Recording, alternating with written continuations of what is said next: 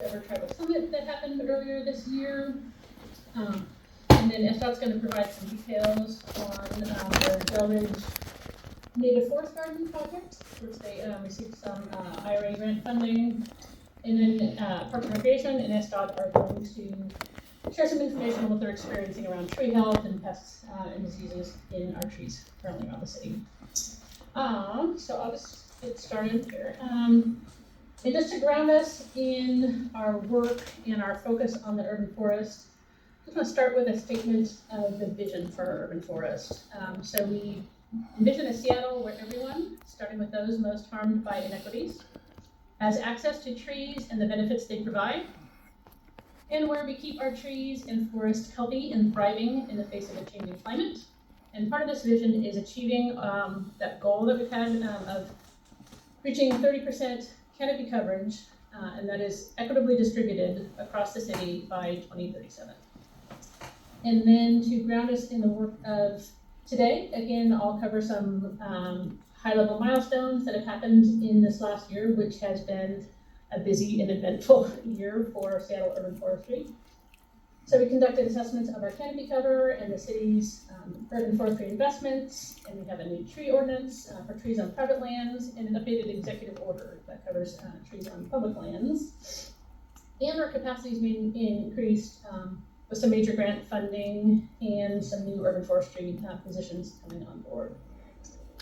So in terms of our assessments, at the beginning of this year, we completed the first round of analyses around our canopy cover. And the key findings in this work include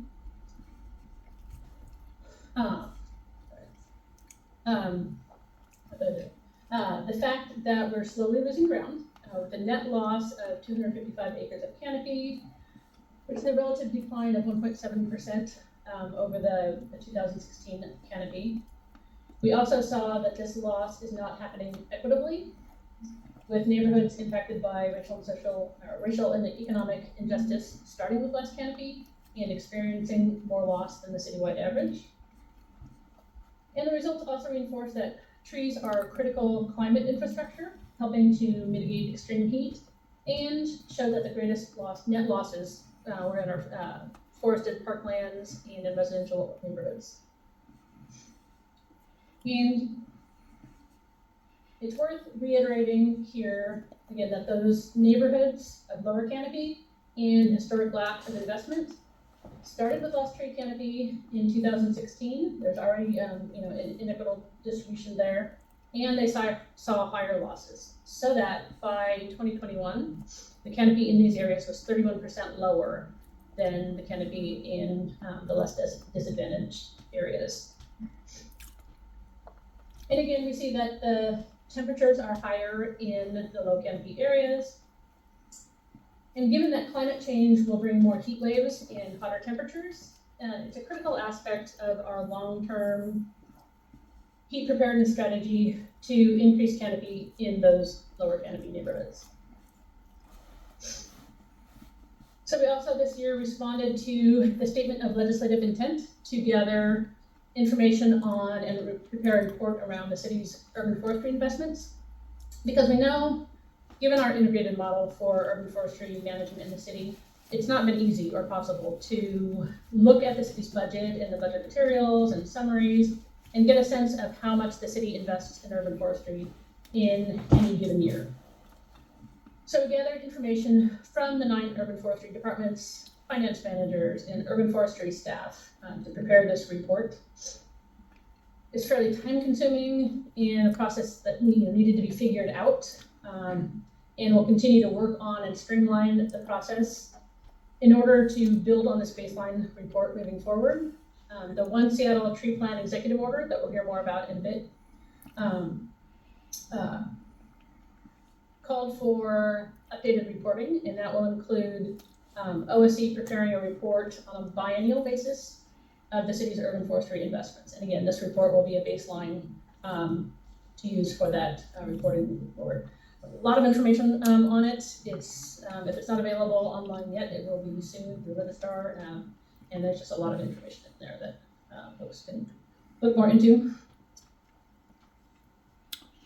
We've all been involved in discussions around the our discussions and work around the policy changes that have happened this year. So I'm not going to go into depth on these. And again, I'm kind of going through these slides fairly quickly so that we can get to the other great content that Tim and SDOT folks will be, and Parks folks will be covering.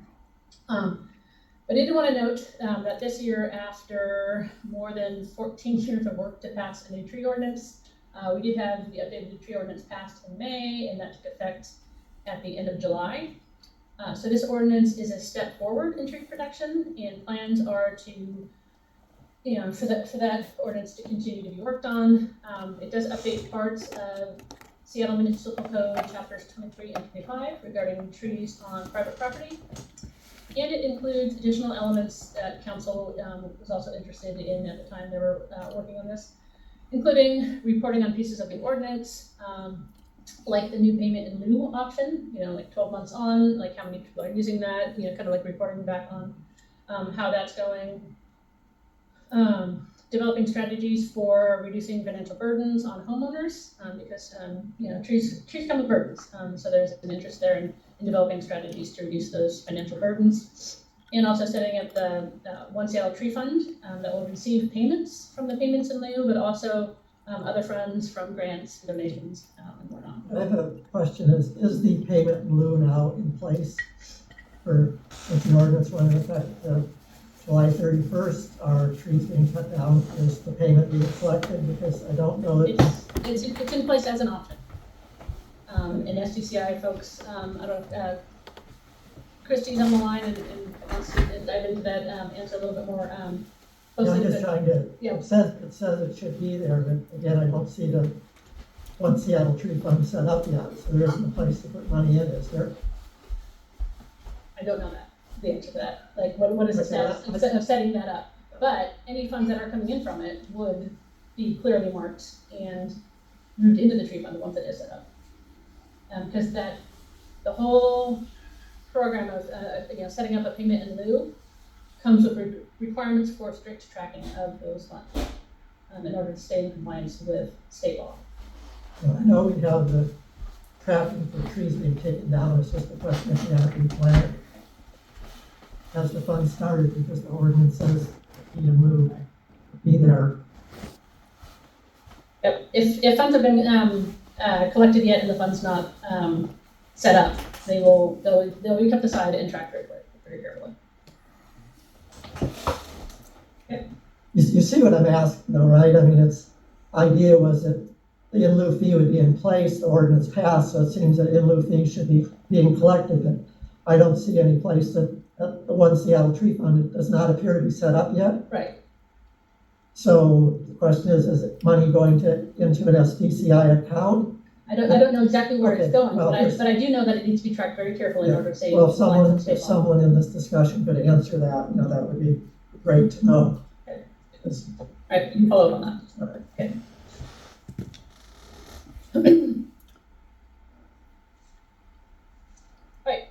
Then along with the tree ordinance, which again covers trees on private lands, the mayor also issued the One Seattle Tree Plan executive order to cover trees on public lands. So Katie is going to cover more details on that in a bit, but the basics of the order are that it increases replacement requirements for healthy trees removed from public lands. It introduces a replacement requirement for dead or hazard trees removed, and updates the reporting to be done by city departments around tree planting and tree removals. So together, these policy updates are aimed at addressing what we learned with the canopy cover assessment, namely that we've been losing canopy and we need to increase our protection of the trees that we have and increase our investments in maintaining existing and planting new trees in order to expand our tree canopy. And speaking of investments, there are concrete additions to expand our funding and capacity for urban forestry work. As many of you know, we recently learned that Seattle was awarded funding for the 2 grant proposals that we submitted for the USDA Urban Community Forestry Program funding through the Inflation Reduction Act. We submitted a request for a combined city project involving several departments, OSC, Parks and Recreation, SPU. That includes 3 components. So those are deep community engagement, natural area restoration that it expands beyond city parklands to involve adjacent landowners of SHA and public schools. And then expanding job training and career pathways opportunities. That project proposal was an almost $18 million project that was submitted, and we were awarded $12 million for that. So rescoping of that project will be happening now as we develop agreements with the Forest Service for that. SDOT also submitted a separate application for their Dilleridge Native Forest Garden project, which Katie will tell us more about in a bit, and that was fully funded for their $900,000 request. So this grant funding will help us expand beyond the current city investments to support additional and deeper urban forestry work and goals that have been identified, and the city's also making additional investments as well currently. These include funding additional positions, some of which are listed here. OSC will be hiring our new senior urban forestry strategic advisor very soon. The new treaty ordinance included 3 new positions for SDCI, 1 new position for SDOT. Parks and Recreation also had additional positions that were funded, I just didn't get them listed here, but funded through the Parks District to support additional capacity for the urban forestry crews and GSP work, including Danielle's position. So there's one already. So this is just a quick synopsis of the major milestones. I'm now going to turn it over to Tim Rainin to cover the Tribal Summit reflections related to urban forestry. And I will pull your slides up, Tim. Great. All right. Thank you so much. I appreciate the opportunity of being here. And as soon as we get on screen, I get a call. Never fails. Sorry about that. No worries. CEO Diisha, Tim Rainin Tidsda, Spoyala Papschad. Good day to you, honorable, noble people, my dear people. My name is Tim Rainin. I'm a member of the Puyallup tribe, and I'm the Tribal Relations Director in the Office of Intergovernmental Relations with the City of Seattle. I've been in my position for about 18 months now, and have had the opportunity of working with many departments, including those who are here in the meeting today. And I just wanted to spend a little bit of time today talking about the first ever Tribal Nations Summit held earlier this year by the Mayor's Office and OIR. When I first started in the position, I went around and visited several of the tribes and their tribal councils and asked them about this idea, this concept of a Tribal Nations Summit. And there was mixed reaction, but the one thing they were very clear on is they wanted to have not just a meeting to talk, they wanted to see some action.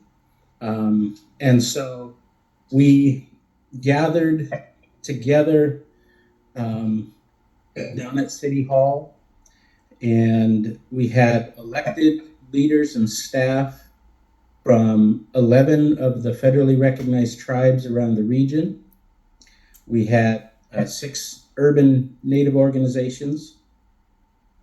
We had all 3 branches of the city government represented, with the executive branch, the mayor's office, and deputy mayors, department leaders from 16 different departments, including SDOT, OSE, Parks, the utilities, and many others. Council President Juarez and a few of the city council members attended, as well as the city prosecutor's office. And so this was an opportunity for all of us to get together to talk about tribes' concerns and their expectations of the city.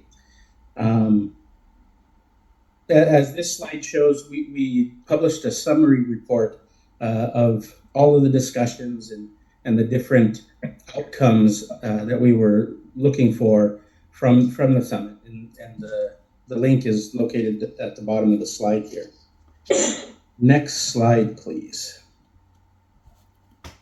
So there were several themes related to urban forestry that came out when the summit basically covered 4 topics.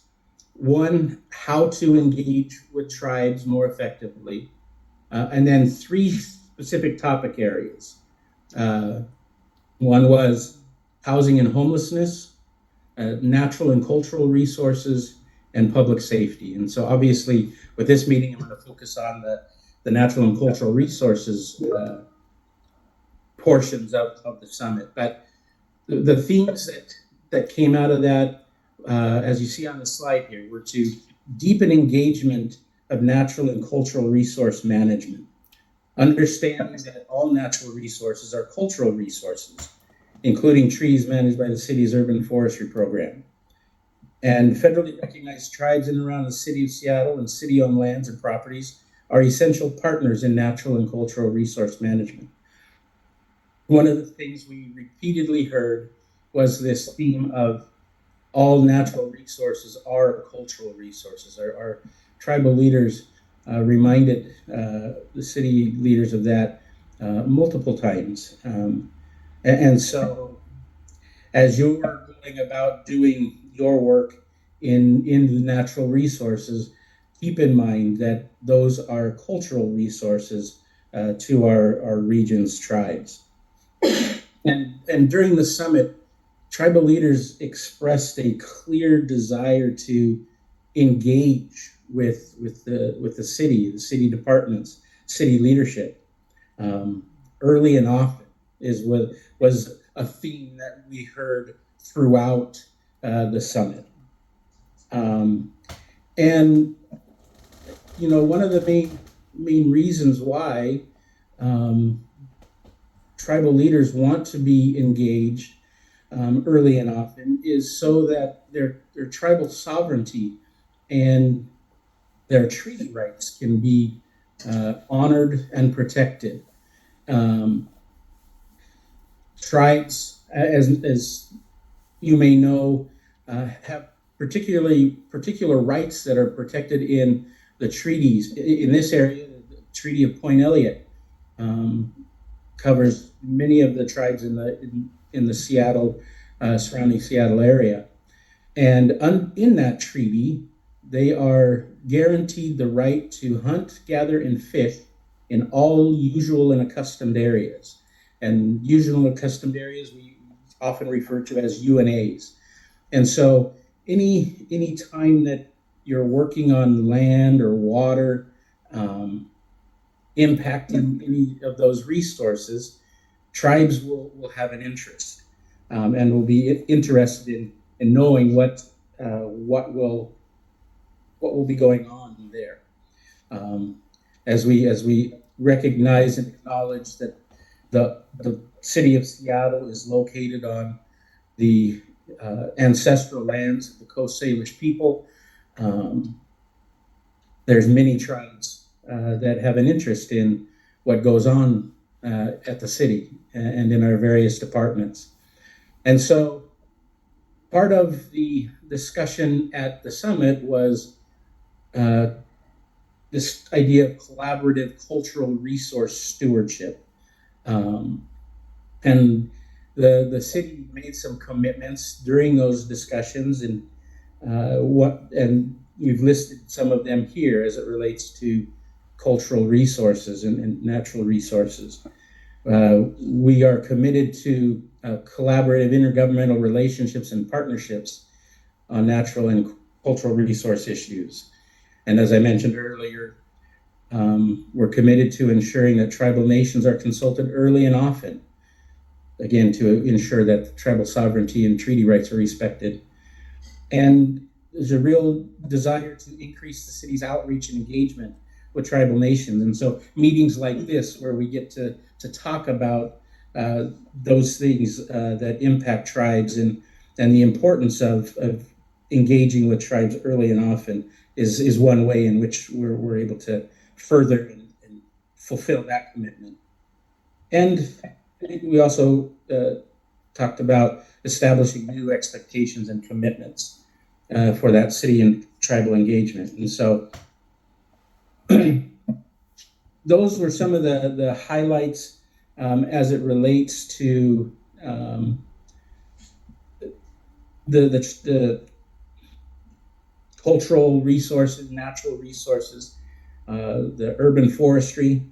And then the last slide is just a reminder that our tribes have stewarded these lands since the Creator placed us here and gave us the responsibility to care for our Mother Earth. We are taught from a very young age that as we take care of Mother Earth, she will take care of us. And we are still here. And we continue to fulfill this responsibility to care for our Mother Earth. And our tribes have, rich knowledge that they're willing to share, albeit cautiously. They want to make sure that their sacred knowledge is protected and respected, but we would all do well at the city and in our departments as we're working with these natural resources, our tree canopy, and developing policies and developing projects, any type of action to make sure that we engage with our tribes from the very beginning of those actions. You'll be able to, one, gain important information to help develop those projects and policies, and it will help us continue to build and strengthen our relations with our tribal neighbors and partners. And so that's really all I had to share on that. I'm happy to answer any questions if now's the appropriate time, or we can wait till after the presentation is done. Thank you, Tim. There's a question from Michael. Hi, Tim. I'm Michael from Seattle Parks. I just, on November 2nd, so it's a couple weeks away, there's this urban forest symposium that's Indigenous led. I don't know if you have a chance to attend, but it's Indigenous led, and I think we're going to talk about all these things that kind of adjacent to what you just spoke about. And I just have a comment, but a question. We're not going to resolve it today. But again, this engagement or this collaboration, I think some of us at the city level feel kind of stuck that this collaboration it's really limited to this high politics of government to government relations, at tribal summits and whatnot. And I think at the ground, frontline level, there needs to be a lot more collaboration. So I don't know if you have any thoughts about that. But yeah, that's kind of the gist of my question or comment. Yeah, I agree wholeheartedly. And that's really one of the aims of my position, is to help make those connections between the city staff that are, on the ground doing the daily work with those at the tribes that are doing the same thing. We're in the process of putting together a tribal leaders gathering with the Parks Department, where we do just this very thing, bring the folks that are talking or that are doing the work on a daily basis, bringing them together with the tribal folks that are doing the work on a daily basis, and making those connections so that, ultimately my goal is to have each department in the city know who they can call at a tribe when an issue arises, and so that we can, start addressing the issue early in the situation. So I agree wholeheartedly with you, and I'd love to learn more. I hadn't heard about that particular thing coming up next week, but I'll send it to you. that would be great. Thank you.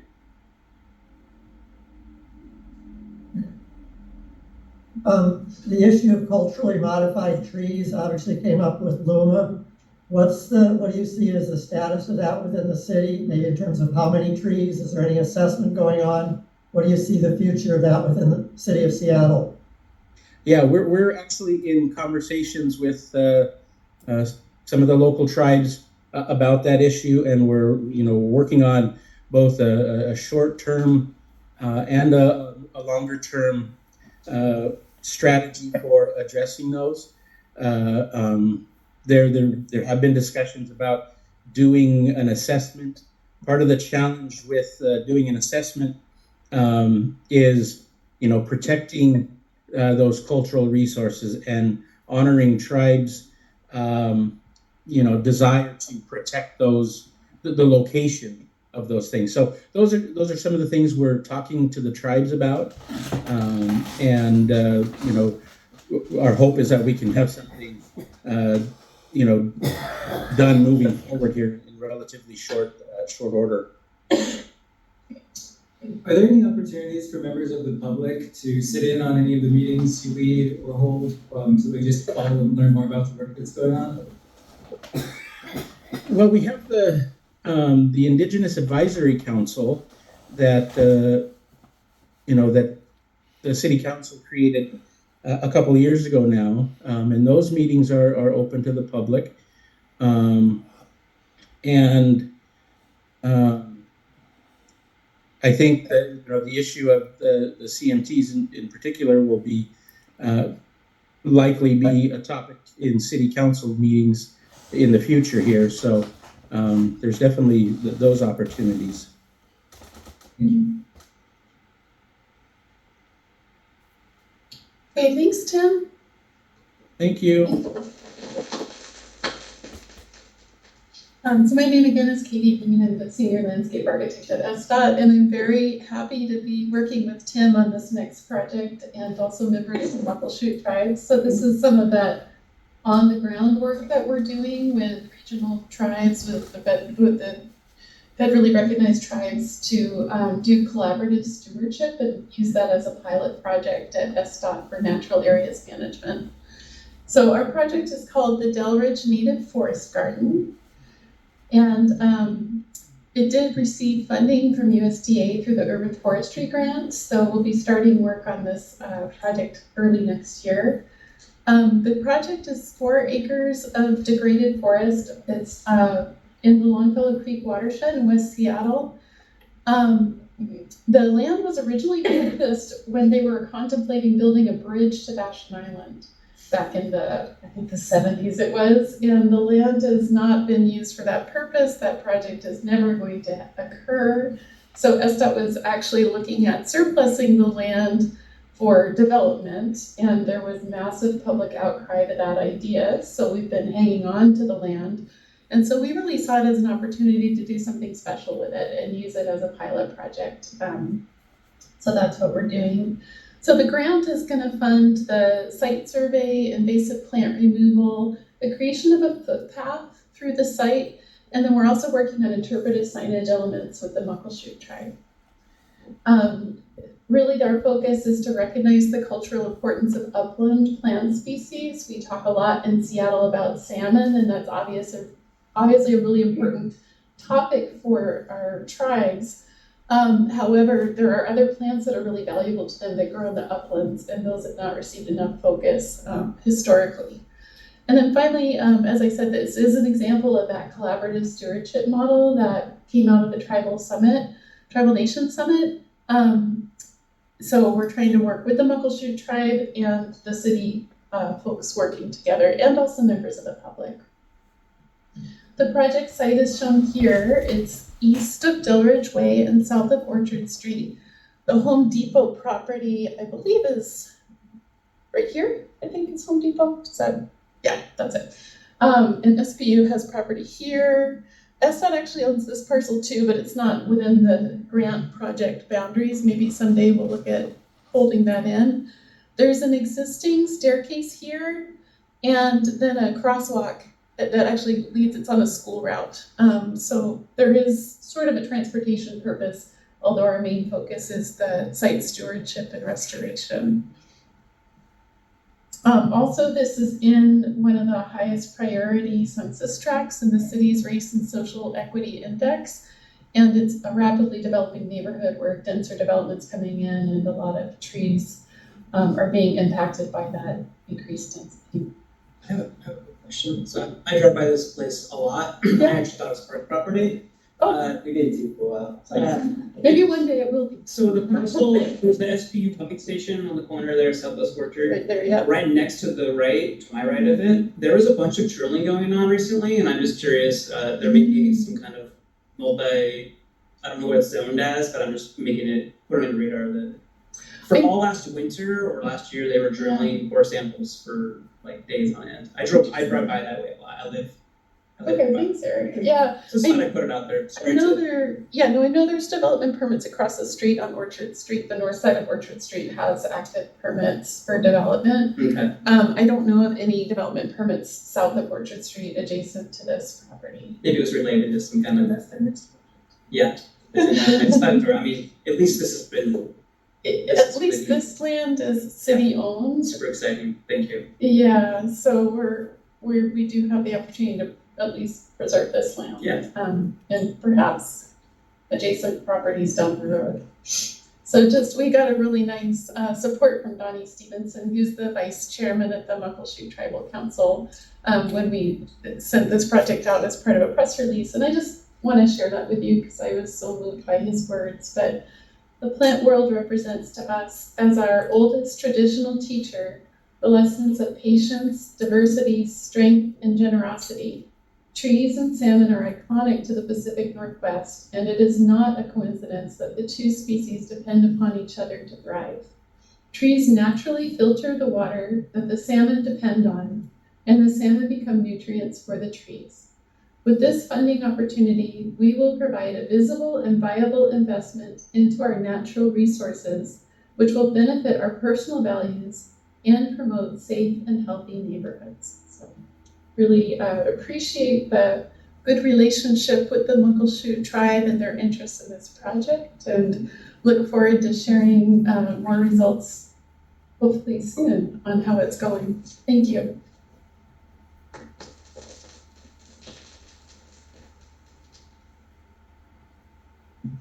Thank you, Katie.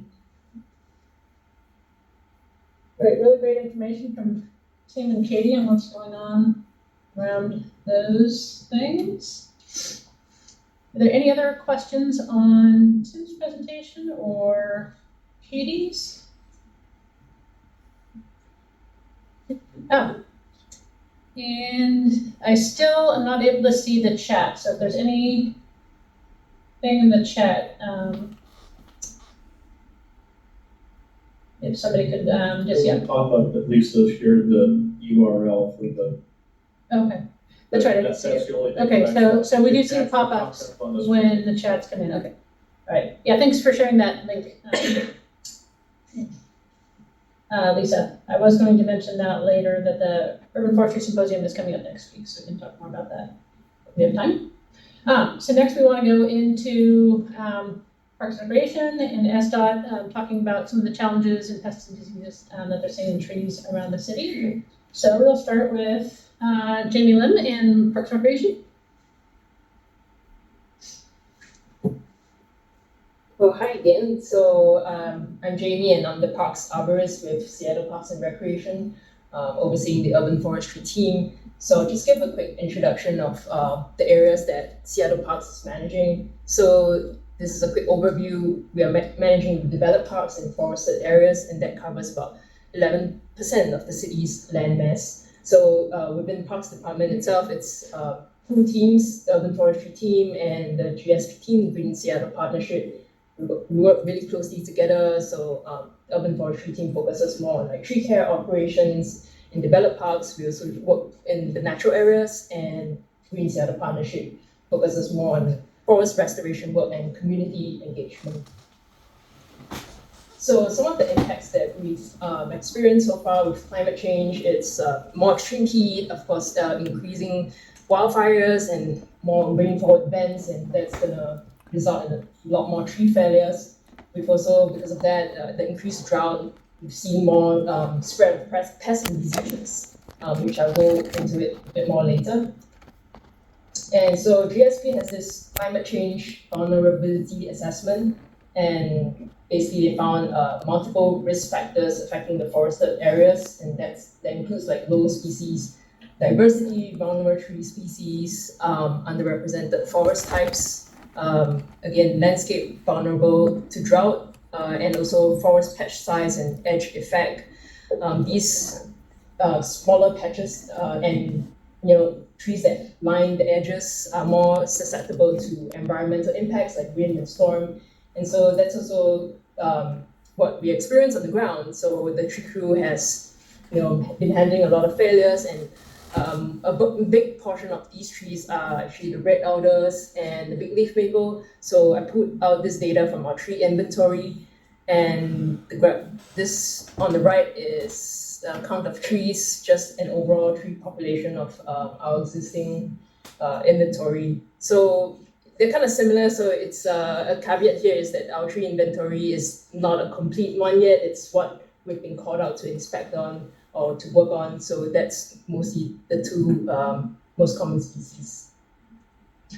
And of course, we also experience some tree pests and diseases. One of the major ones would be Dutch elm disease. We've had major mature tree losses, like at Fred Hutchinson earlier this year, Volunteer Park, West Seattle Golf Course. And we also have a program that we treat these trees with injections. So we treated 28 this year, next year we're treating another 3. Overall, we have 381 elms inventoried in our system. And so we have a whole other array of diseases too. One is sooty bog disease. We have experienced these like localized hotspots so far. One area is in Urbana Boulevard, which our crews are working on right now. So the whole boulevard, you see like stands of like dead trees, and also Vincent Avenue are some of the other hotspots. We also have this blue stain fungus, caused a lot of our pine trees to decline, and you can see like some picture in here. Also western red cedar decline and hemlock decline. We're not really sure what's the main cause yet. We haven't really dug into that, but possibly with drought, increased stress from constructions. There's also this oak leaf phylloxera. We have a really active forest steward in Martha Washington Park and Seward Park. He's very passionate about this topic and really into Gary Oaks. So he has gone around to do monitoring, and he has actually done a really good job mapping out the trees and monitoring the level of infestations. And so the Green Seattle Partnership has supported him with getting biological controls, and our tree crew has helped him with like installing that last year, but we just don't have the capacity to continue with that. So, and also the birches, quite a few have declined with the borers. So the sooty bark disease is primarily affecting maples, is that correct? Yeah, that's right, maple trees. And also in anticipation of emerald ash borer, just because it's around the corner in Oregon. So this year we had 2 interns help us with brushing up our inventory of ash trees. I think that's kind of really fundamental in as the first level of management strategies for emerald ash borer is to get a good count of our existing population. So we had an initial count of about 400 trees, and the 2 interns put in another additional 400, so we have like a total of 819 right now. They did a really good job by parsing out the different DBH size and conditions. They went out to do a quick monitoring too. So far, and also based on the criteria that the SCIP has come up with in previous emerald ash borer plan, looking at potentially 338 that would be eligible for treatment. Have there been any identified here? I see where they identified in Portland, that we're expecting them here, I guess? Yeah. You're anticipating. Okay. That's right. So far when our interns got out to take a look, well, luckily we didn't find anything, so that's good. Yeah. All right, and so with that, of course, looking at some of our management and adapting strategies, as Patty mentioned, we had a Parks District Investment Fund into our tree care team. So we have 4 permanent staffing to help with like young tree care, 5 years of watering, and so that's our new tree order that came in recently. So we're really excited this fall. And in other recommendations that we have is to monitor the increasing risk of pests and diseases, providing training for various community, getting more community engagement, and forming relationships with seed co-ops, nursery to provide like high stock planting. So all this is just aimed at creating more resilient trees. Was that picture for a particular area or all those trees in that truck? Or?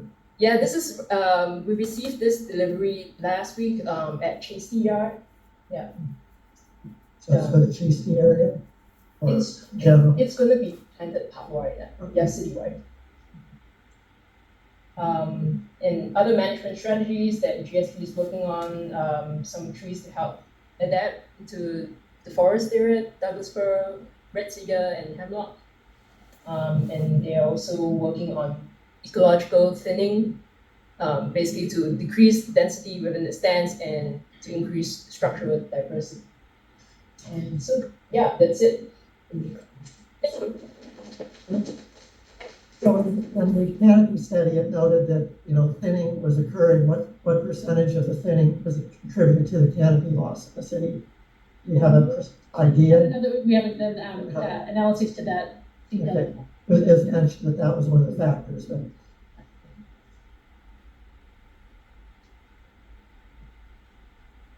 Any other questions for Jamie while we're pulling up Nolan's slides?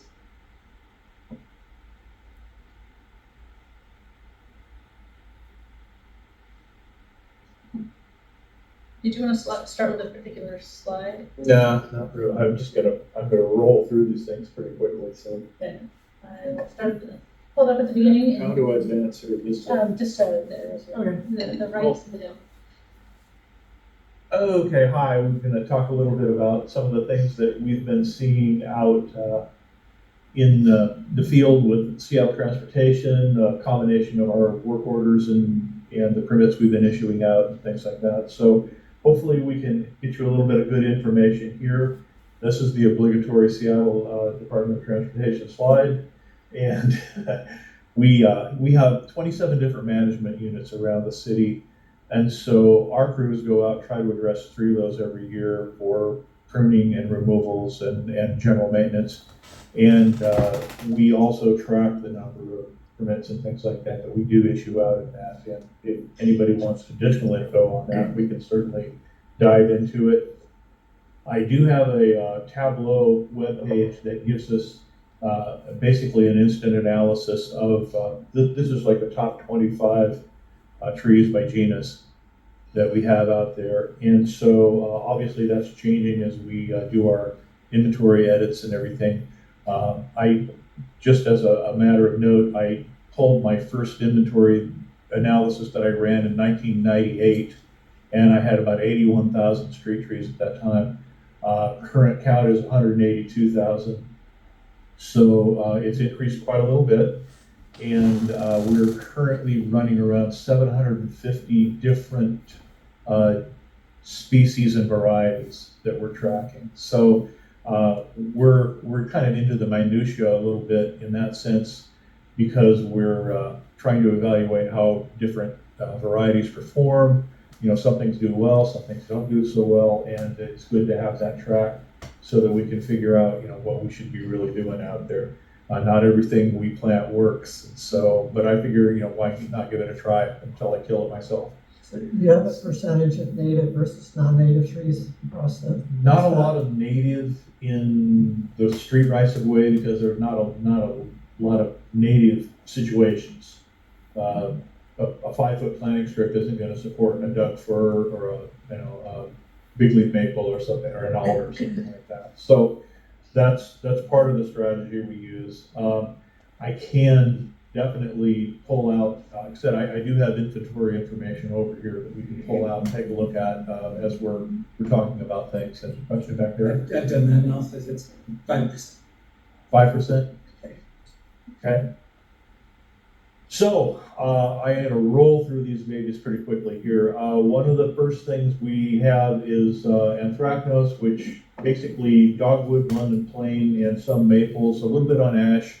And in spring, the fungus is at the peak. Basically, it likes moisture and temperatures around 50 degrees. So as we've had warmer springs and drier springs, we haven't been quite getting as much anthracnose problems as we have in the past. For example, Pioneer Square is heavy on sycamore and London plane, and we haven't really had the almost complete defoliation down in there as we have in years past. So one of the benefits of climate change is the fact that it's a little warmer, and anthracnose isn't quite such a big deal as it used to be in what we've been looking at. Trellis rust in pears is another big one. It first manifested down in Jose Rizal Park, I think around 2001 or 2002. And there was a big mass planting down there that just basically the whole section went down in a hurry. And it goes between juniper and pear, much like cedar apple rust. And it's just another addition to the poor performance of pears. The overall calorie pear, once it matures, starts falling apart, and it's not the greatest tree. We've more or less removed it from our planting lists and don't recommend it anymore. And this is just another kind of nail in the coffin to calorie pear, I think. But we've been probably, I think it was around 10% of our removal permits were calorie pear, and that only represents about 3% of the total tree population, so it's disproportionate. Powdery mildew, again, moisture and cool temperatures and seem to really make this go to town. And as things warm up a little bit, we haven't been seeing quite as much of it. But again, it seems to really manifest itself in the fall a little bit more. And fortunately, that's when the leaves are starting to fall from the trees anyway. And so it doesn't seem to be huge as far as a tree health issue. But again, it's a lot of a deal when people are seeing a lot of leaves falling early. And so it's not doing us any favors as far as public relations, but something that is definitely manageable. Aphids, this is, again, we have a lot of trees. We have several corridors of like Tilia, Cordata, in like West Seattle, and Rainier Valley, things like that. And so as a public relations aspect, this is probably our greatest situation where people don't like trees. We get situations where, again, we have long, hot, dry spells in the summer, and as the aphids, they tend to be washed off if we have a little bit of rain or something, and it's more or less been manifesting more and more during the summer months, getting really sticky, nasty sidewalks and mold and things like that. So it's not a tree killer typically, but I have seen, again, a lot of defoliation as a result of aphids later on in the summer when the trees basically are just not gaining a lot of moisture, but they're losing a lot through a heavy aphid infestation. So if we don't have natural controls coming on out there, it can be a little bit of a problem. It's affecting tree health a little more than it used to, just due to the warmer summers, drier summers. Bronze birch borer wasn't a deal 15 years ago. And now, again, disproportionately, it's 4% of the population for birch, and 18% of our removal permits in the last year were birch. So very disproportionate in the amount. We were touting the planting of the Jackmani birch about 15, 20 years ago because it didn't have the aphid problems that the regular birch did, canoe birch and European birch. And now we're seeing that it's the hardest hit by birch borer, and that's, I believe, a result of the fact that we're having warmer, drier summers. the birch are more stressed, and the population of bronze birch borer has gone through the roof, basically. So I imagine it's going to continue to be a bit of a problem until the level of birches kind of go down, and at 18% of our removal permits in a year, that seems to be a pretty quick situation. So Dutch elm disease, we first got this in 2000, and looking at my old inventory information, at that time we had about 800 large American elms and English elms in the city. Those large elms, original inventory, have decreased to about 350 now. So, but we've actually planted over 2,000 Dutch elm resistant elm trees in the last 15 years or so. So we have more elms than we used to have, but they're all small, and they're all, basically not our American or our English elms that provide that such huge amounts of canopy in some areas of the city. Washington Park was almost exclusively elm a long time ago, and they did a lot of treatment for Dutch elm disease for a while, and then as trees have not really been dying out there, people sort of lost interest in injecting their trees, and since then, now we've probably lost 15% of the big elm trees out in there, and the elm disease is in the roots of the trees now, and so injection isn't helping out. So again, one of those problems where we're ultimately probably going to lose the traditional Dutch canopy, elm canopy in Washington Park. Yeah, Katie. I just want to say we're also seeing just the beetles girdling trees, even if it's a DED resistant elm. Yeah. We lost a couple street trees just to the bark beetles being there and just girdling it. Yeah, we've lost some Chinese elm trees just basically because of a huge amount of bark beetles going into the tree and just literally girdling the whole thing. I mean, the entire trunk, about 6 feet of it, was just nothing but galleries. So again, hopefully as the disease sort of tapers off, as we start losing the big susceptible trees, the beetle numbers will get down to the point where they're not going to be endangering some of the smaller trees that are more resistant. Touching a little bit about emerald ash borer, I have street trees, about approximately 4,500 trees along the street out of 182,000. So it's around, it's the number 9 tree as far as, as far as the numbers out there.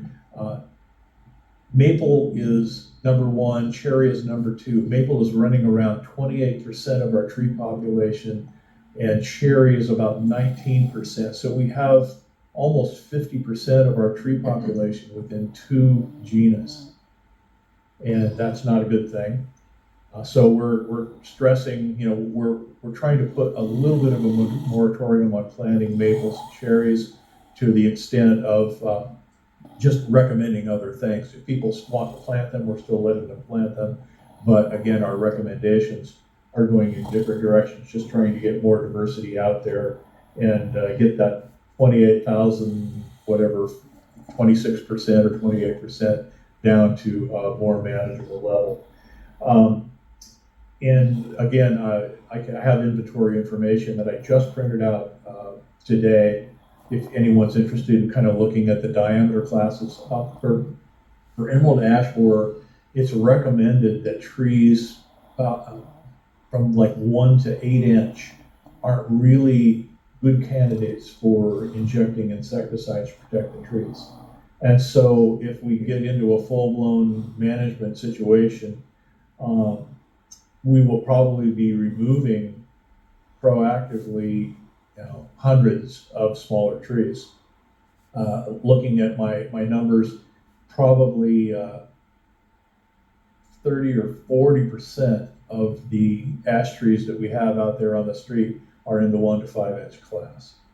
So, and if we're protecting trees on major corridors like 35th Northeast, Roxbury, there are a couple in the Central District, 125th, but there are several corridors that have larger, more mature trees.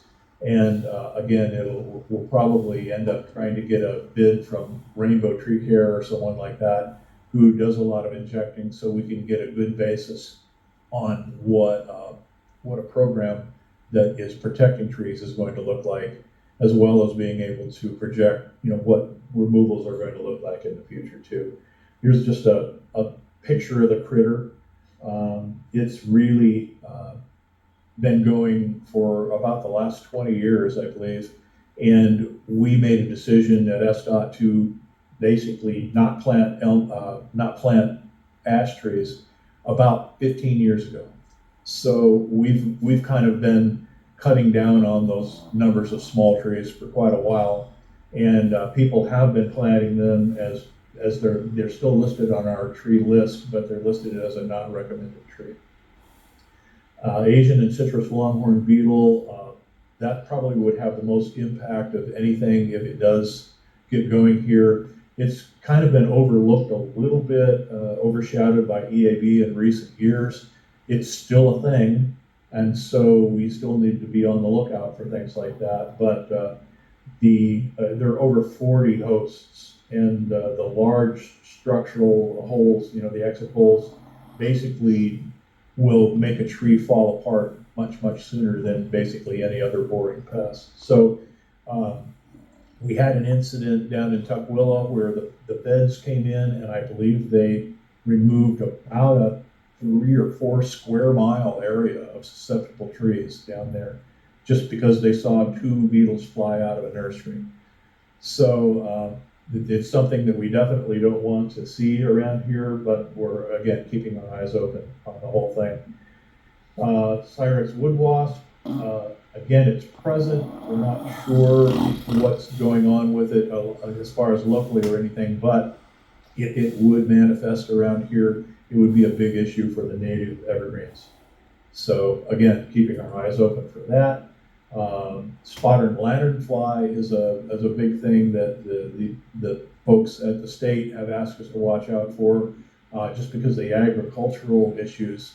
And ailanthus is the one tree that is real susceptible to infestation around here.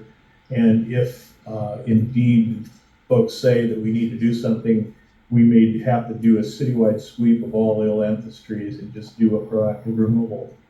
So again, more to be talked about in the future. We do have an invasive pest response plan that we're working on, and it involves, communicating within different departments and making sure we're working with our partners to make sure we have a good plan going forward. We just completed a combination citywide tree inventory map, combining every tree inventory from every department that we knew about. And so I'm going to be running an analysis on that here to just get our ash numbers in line, figure out what we're looking at, and then we can plug those numbers into EAB management plans and go forward there. And so here's just a little graph on the very left there.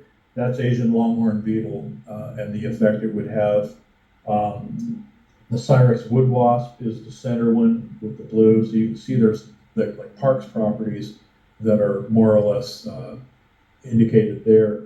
And emerald ash borer is based on our street tree inventory. And so you can see the main corridors where we have street trees as ash. And back in the day in the 70s when we were doing a lot of planting, for example, they planted ash trees on 35th Northeast from 85th all the way to Lake City Way. And that's the only thing they planted. So in the past few years, we have been replacing trees along there as they've either blown over or died out. And our criteria was, let's do a good mix of good fall color, because that was what really going on up there. People were really loving that maroon corridor of fall color. And so what we've tried to do is plant things that, give us a splash up there and keep that continuity. And again, with mitigation, we're working with Ally and Trees for Seattle for education and outreach, trying to put a good diverse population of trees for both street trees and private property trees through Trees for Neighborhoods, and again working with selection of drought tolerant plants for street tree planting diversification. And we're trying to continually update our recommendation as far as the street tree list. And basically, that's it. So again, can answer questions about any specific things later on if you wish. And we'll go from there. Yes. Yeah. Does the air rust affect the junipers? Well, it just puts a kind of a gelatinous gall on the juniper, so it doesn't really kill it. It just makes it look funky, and the real damage is done to the pears. And one comment I want to make is that it's going to the 5% that Josh had mentioned of native trees, that in terms of birds in Seattle, obviously if you're removing native trees, the insects they feed on are gone. So that's an issue to, I think, generally look at from the urban forestry sense of tree replacement, what it means. Yeah, in the past, we've gone ahead and said that, we didn't have evergreens or anything like that on our plant list. We have changed to the point where, because we didn't want to say no to people. And a lot of times with a 6-foot planting strip or close to a corner or something like that, if somebody wants to plant a Doug fir, we have to say no, just for public safety. And so we've changed our stance in the sense that we encourage people to plant evergreens where it's feasible, and they're listed now. But again, it's a situation where we try to put them in our landscapes whenever possible, and we encourage planting of natives and things like that, and evergreens. Again, where it's feasible, we're doing that with development, and again, just a situation where it has to work public safety wise.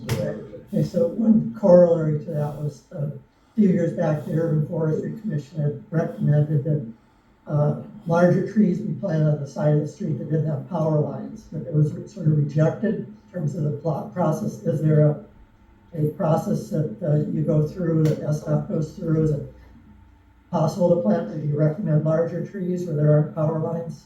Well, as a matter, just principle, whenever we're planting a street, if there aren't power lines, we're going to plant a big tree. Okay. If the strip is wide enough to support it. So soil volume is a big thing. But yeah, and whenever someone puts a permit application in to plant a dogwood in a 15-foot wide planting strip with no overhead, we start talking to them and say, hey, you could do better than this. Okay, it sounds good. We're gonna hear more about street tree location and all the issues around that, but Katie, after the break, when we get into working sessions. Okay. We're running a little bit behind, so I don't run on, but any last questions about pests and diseases and issues that we're seeing? All right, so we're gonna eat into a few minutes of our break time so that Sharon can give us a quick update on the status of our planning efforts. Sharon, are you ready? Hi. Yeah. So hi everybody. I'm sorry I couldn't be with you in person today. I am going to be really quick, and Patty just wanted to give me an update. I know some of you have been tracking since we released the canopy cover assessment that we've been talking about this next phase in our work, which is the development of, really building off the findings of the canopy cover assessment, which identified that our canopy is inequitably distributed, and our canopy loss is happening inequitably.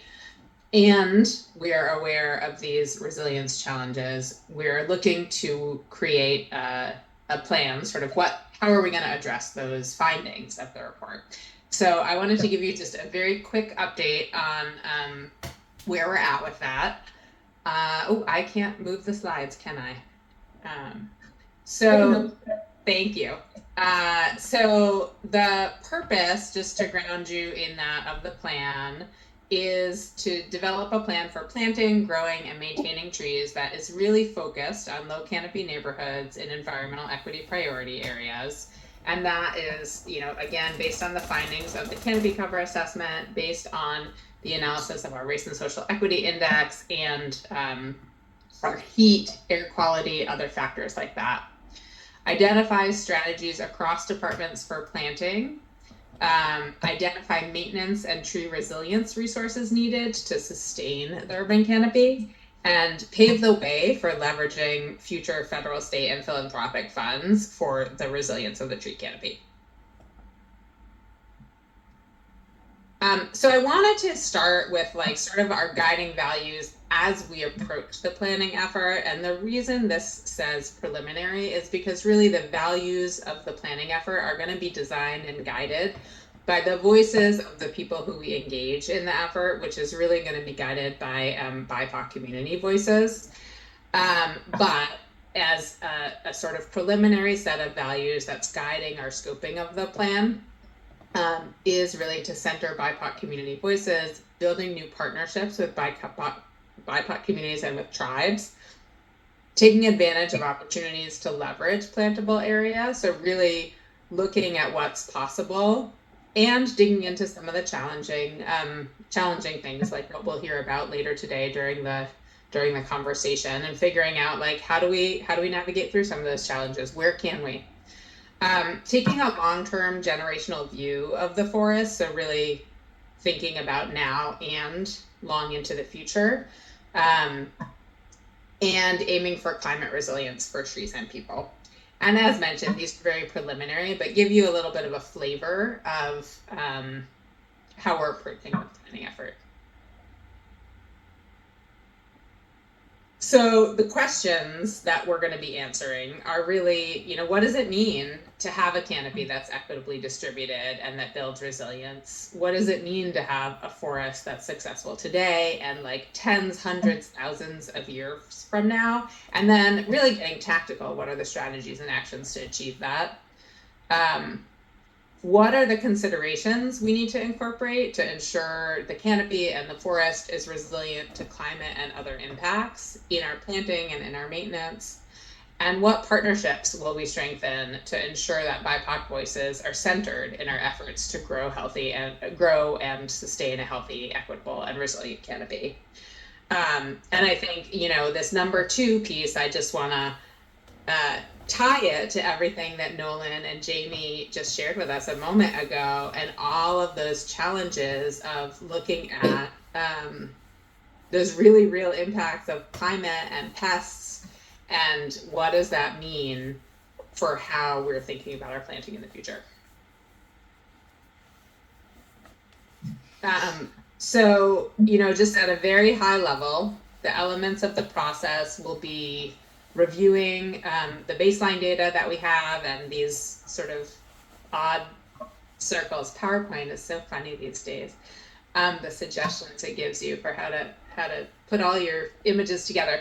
All these little maps and circles are various elements in our process, right? We have our race and social equity index. We have our heat map that looks at areas where the urban heat index is the highest in the city. We have our canopy cover assessment that looks at areas where our canopy is high and low in the city. We have opportunity areas like the right of way and all of our other different land uses where we can plant. So that baseline data, and then identifying additional assessments that we need to conduct or an analysis. Engaging deeply with BIPOC communities and tribes. Really understanding city opportunities and constraints, exploring partnerships and funding opportunities, and all of that is going to be leading to our actionable plan. And what's next is that there's more to come. So we haven't started this effort yet. We are, as Patty mentioned earlier, we will be having a new senior urban forest policy advisor coming on board. This planning effort, and we have the new grant coming on board, and this planning effort is going to be getting started soon and will be taking place over the course of next year, and we're really excited, and we'll be sharing with you as some of the details develop further. And that is it. I don't want to hold you up from your break. So that's the quick status update. Okay, thank you, Sharon. Yeah, Sharon mentioned there's been just lots of questions and interest in this process. So we wanted to give a quick update, even though we haven't really been able to dive into it yet, just like what we're thinking and where we are currently. Michael? Sorry, can we extend break? Is it okay if I ask a question? Sure. Okay, I have so number one word that's thrown out is like resilience right now, and I'm like kind of big on definitions. It's a little pet peeve of mine. I don't know what it means something to me. I don't know what it means to everyone else. I think there's going to be a work group later on. Maybe you can workshop this a little bit, but I don't know, Sharon, while we have you here, like, I don't know what that means to you, because like adaptation too, I think is trending, and I feel like to a certain extent we need like adaptation plans for like 10, 100,000 years out. And the other thing is like with resiliency, more and more there's like people who benefit from resiliency, and there's people who actually have to pay for resiliency. And so I think we should think about like being critical a little bit of resiliency and like who the winners and losers are as we're building resiliency plans. So I know it's a little vague and ambiguous, but I don't know if anyone else knows what I'm talking about, but I think it's worth thinking about a little bit more into like being very more succinct, or just using more like evocative language about what we mean by resiliency, because it can be just really generic. True. Sometimes. Good point. So, And it goes both ways, right? It's and resilience holds a lot in that word. And one of the things we think about is that it's community resilience, because trees are critical infrastructure for community being able to be resilient in the face of climate impacts. But also we need to look at the resilience of the forest, as you know, as we've been hearing and talking about. There's a lot that the forest is facing too with the climate impacts. Sharon, do you have anything else on resilience? Yeah, I would echo what you just said, that we're looking at it from both of those sides, and really appreciate the comment, Michael, and I would love to, you know, bring you in as we actually jump into this planning process when we get there, to have some of those discussions. It's definitely a live conversation within our department as we're looking at, you know, resilience hubs, and we're looking really deeply at what does it mean for a community to have resilience in the face of a changing climate. But it's not just about climate, it's also about community connections. It's also about how communities are able to weather shocks, and like what are the structures that they need in place. Again, this is more in the resilience hubs context. I think in the forestry context, you know, what do our forests need to be able to be resilient in the face of what's happening to climate? And your point is well taken around like, and there's an adaptation component.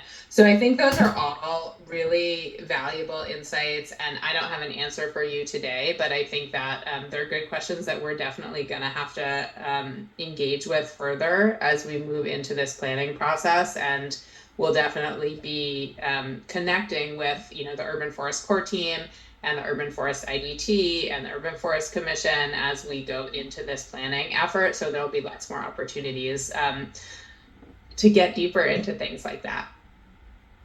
And we'll be engaging deeply with community, as Sharon mentioned, to hear from them what is resilience mean to them, what does it mean to them to increase canopy and grow canopy in their neighborhoods. Okay.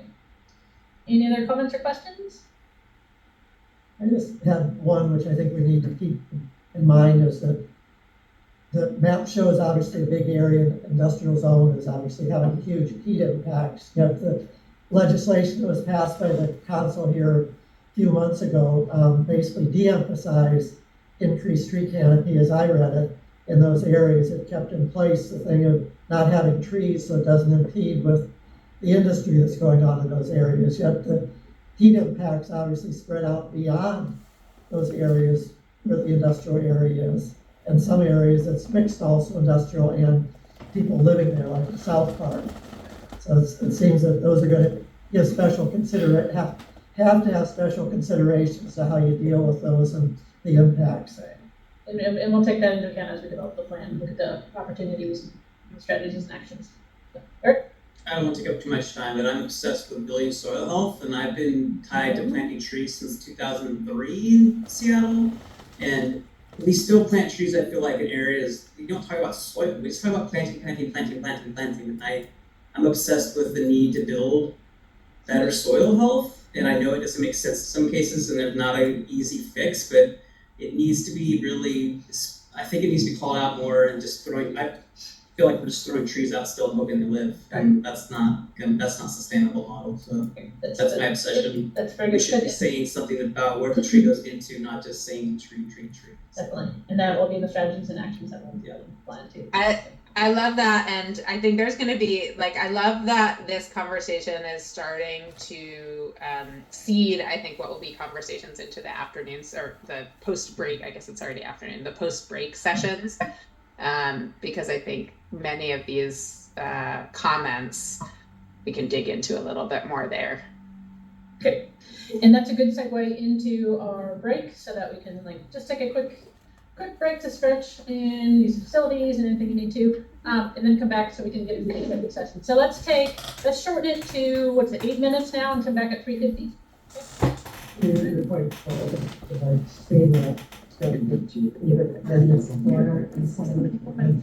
Yeah. With us. As mentioned, we're going to dive into some working sessions, so we can really start to learn from everybody and be a little bit more interactive and share information. So we're going to start off with talking about planting and maintenance opportunities in a group work session. But to begin that, we're going to hear from Katie about challenges in locating street trees. So for this session, we're going to focus on public lands, because there's a lot. This is a big topic as it is, and there's just so many variables and different considerations around private lands. So that's very important, but we'll tackle that at another time and through other processes. So today we're going to focus on public lands, so right-of-way, parklands, other public lands. And a big piece of that is the right-of-way, right? And we know that there are challenges in locating street trees. So I hear somebody talking, so if everybody joining remotely can make sure you're muted, that would be great. I'll check this. Okay, so Katie is going to start off with talking about street trees. And locating. Thanks for that.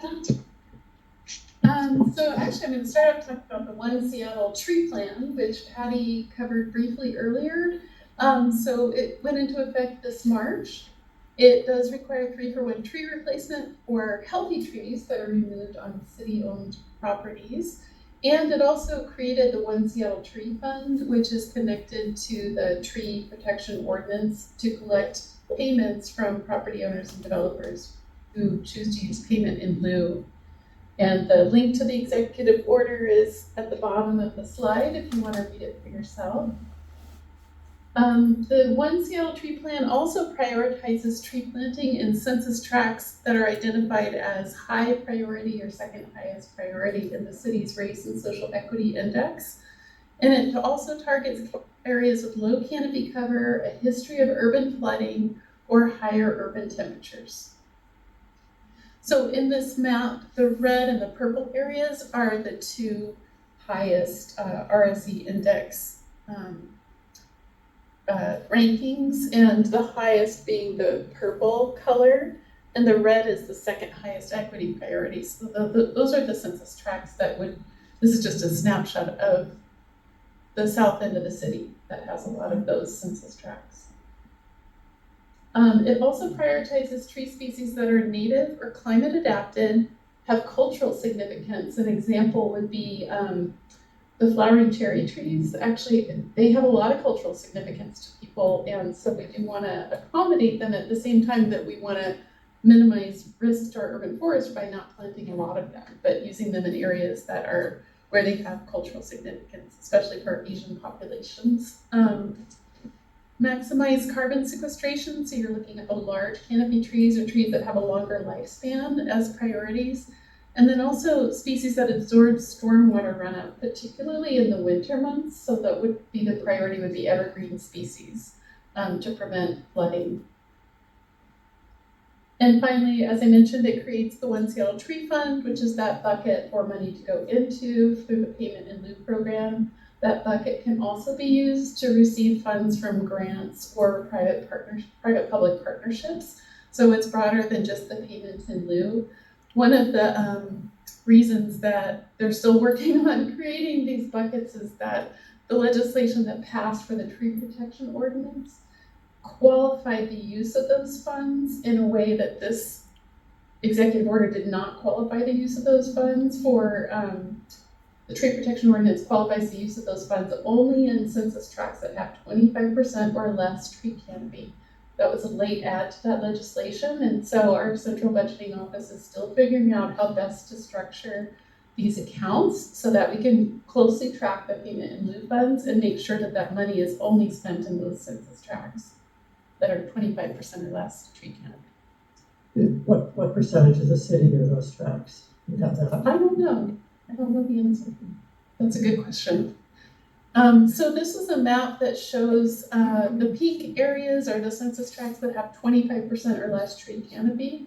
And the green parks are qualifying parks in those census tracts. So that gives you some sense of where the payment in lieu funds could be spent.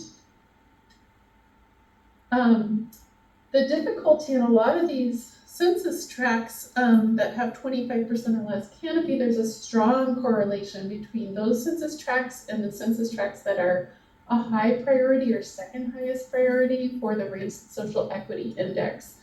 And what you really see in those areas is that a lack of investment historically. So they often don't have sidewalks, they don't have planting strips, they don't have curb and gutter. So in the right of way, there's often really good reasons that why there aren't trees in the right of way. This photo shows an asphalt lined ditch that, there's really no space between the asphalt sidewalk and the asphalt lined ditch for trees to go. And then on the picture on the right, you see the typical condition in some of these neighborhoods is just a gravel street edge. There's a lot of informal parking, kind of disorganized parking happening, and then things like mailboxes are ending up in that area. Sometimes we even see private fences. People will fence off a portion of the right-of-way because they don't really realize it's public right-of-way. It doesn't look like it's public right-of-way. So here's some more examples of kind of that use of the right-of-way space. The other big issue is in older neighborhoods, utilities were often installed in non-standard locations, and you may have things like clay sewer pipes or drainage pipes that are really vulnerable to tree root encroachment, and they'll pop up right in the area where we want to plant trees. They're directly at the edge of the roadway or located in that gravel strip that you see, and so we have to have conversations with our utility partners, specifically SPU, to figure out if this is a situation where we could still plant a tree, maybe use a horizontal root barrier to protect their infrastructure, or if it's just completely off limits because of the condition of that aging infrastructure and the lack of public funds to replace it. Then you also see in a lot of the neighborhoods where we have denser development starting to happen, and that has a huge impact on how that space in the planting strip is used. I'm still calling it the planting strip. Sometimes people call it the amenity zone. I have feelings about that. But we'll get to that in a second. In this picture on the right, you can see a large Seattle City Light vault. I'm hoping that this vault is part of their distribution or transmission network. Sometimes it's to serve the private development. And so we have to really look out for cases where people are eliminating a public benefit, such as a street tree, by putting in a vault for private development. We want to be careful, and cities, we're having conversations with our utility partners about that. But currently it is allowed, so our hands are somewhat tied. You can also see situations where, so the buildings are often zero lot line developments, so they come up right to the back of the right-of-way, and then they'll have these canopy projections sticking out that here they decided to plant really tiny trees because there's this building canopy that comes out. And we try to spot those things as part of our private development review process, but it is a real issue that architecture can jut out into the tree canopy zone. And then there's this perceived conflict between the street tree and the building architecture that we have conversations all the time with people about that. So public amenities also reduce soil volume for trees. Public amenities are important. These are things like bus stops, bike racks, ADA loading, other load unload zones.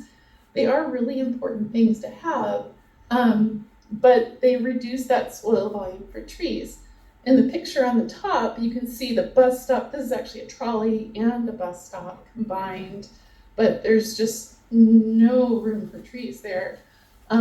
We often see with bus shelters that there's an object protruding into the tree canopy zone, and so we have to site trees further away from that bus shelter.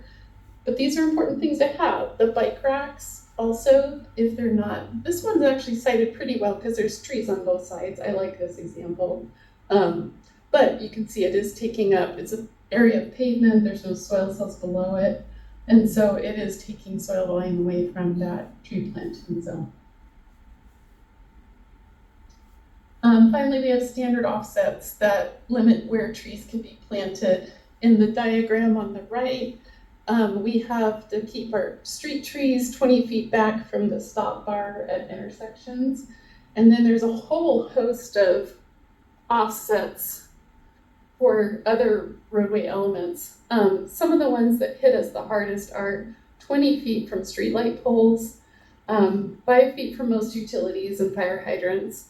Center line of utility poles is 10 feet, and then center line from stop sign is 20 feet, 30 feet from the perpendicular curb back. If it's an uncontrolled intersection, it's 30 feet back from this perpendicular curb line. So, and then underground utilities, a typical offset is 5 feet.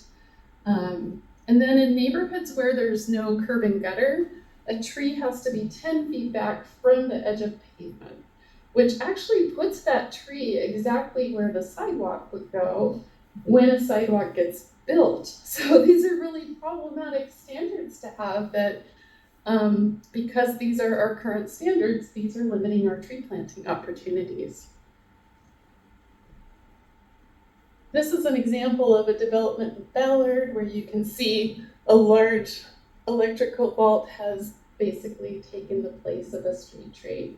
And then you have all your water services, you've got side sewer lines, you've got natural gas and storm drain lines. All of those have to be 5 foot offset from each other, as well as 5 feet to a tree. So for multi-family developments, or particularly townhomes, if it's not developed as a condo association where utility services might be shared, you end up having individual water service connections for each of those units. In this case, it's, I believe this was townhomes actually. So yeah, we've got the 4 side sewers, and then I believe 4 units of townhomes.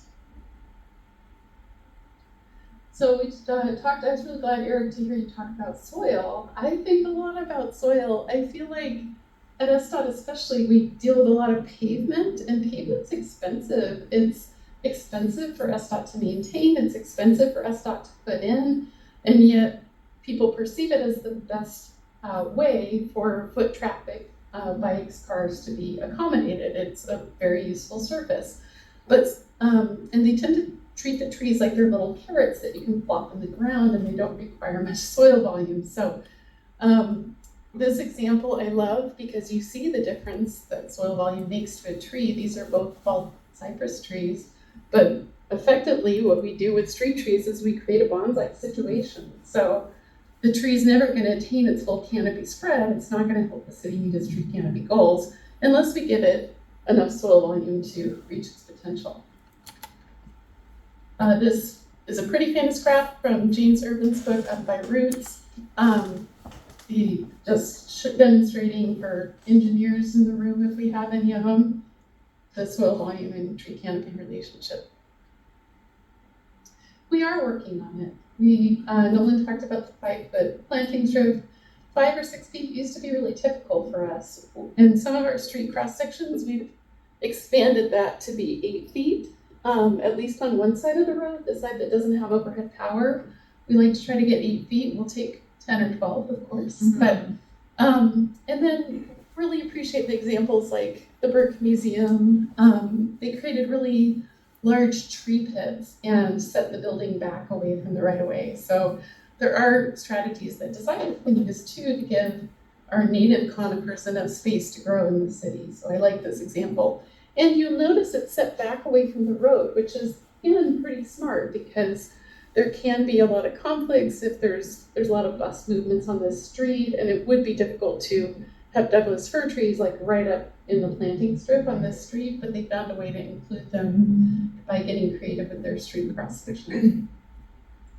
And of course, soil cells. We love soil cells. This was the first installation in Seattle at the Scala condominiums. And this is the tree today. It's doing really well.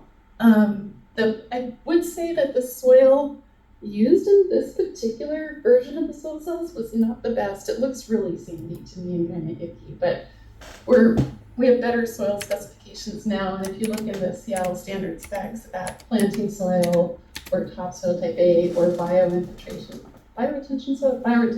soil, they're all much better than what you see in this older picture.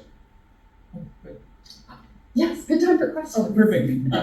Is that Civil Cell? Was that the name of it? That was Silvacell, I Okay. believe. And then you had a previous slide from Urban. Did he create the Civil Cell or James? I feel like that's right. He's involved with Deep Root. I don't know if he's still Okay, in it's a great point. Sorry, I just had a next question. I don't plant big trees anymore. I used to, so.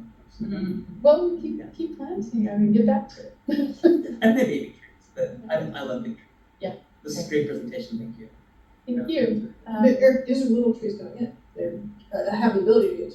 Oh yeah, no, I mean like Within it's 2-inch, I'm pretty sure 2-inch. Yeah. DSHS. we plant like saplings, not. Yeah. But soil cells are a great way. When they're like this is a downtown area. There's a need for a really wide sidewalk. But this is a way that by layering soil and walking surfaces for pedestrians, we can achieve both goals and, grow canopy that's of a decent size. So, that along the sidewalk, so while you're taking advantage of that. Yeah. Any other questions? Josh? In the right of way, the current canopy cover is like 24%, and I'm curious if you have like an estimation or intuition as to what the maximum potential might be given all these challenges and competing uses. Really interesting. I would be fascinated to know the answer. What we're doing at SDOT is we're starting the census tract 111.01, which is near Othello Park. It's one of our highest priority RSC index census tracts, and it also has 25% or less tree canopy. So we picked it as a candidate to study further, to try to understand why don't we see more trees in this neighborhood? What are the barriers to planting? And honestly, a lot of that analysis has gone into this presentation. We still have student interns working on that and doing the actual data crunching, but my dream is to have a pie chart. I mean, I have small dreams, but pie chart, that shows like, okay, there's aging infrastructure, aging like water lines, sewer lines, what are the things that are preventing us from planting trees here? And then to really present that to the city and say, do we have an opportunity here to really coordinate with each other and make a difference? Maybe this infrastructure is due for replacement, and I'm having conversations with SPU about their replacement focus areas. And as part of that replacement, let's get it installed in the right location in the street so that we can plant trees, or make sure that it's a nice modern pipe is going to not be as vulnerable to root encroachment as the older pipes are. So they're acknowledging that. When we talk with them, I always ask them, like, what is this pipe? What's the age of the pipe? What's your sense of the vulnerability? And I want to support their efforts to preserve their infrastructure too, because that affects all of the ratepayers in Seattle as well. But, you know, we also need to know, like, if the pipe was recently replaced and they feel comfortable with the tree being closer than 5 feet to the infrastructure, that would be really good to understand too.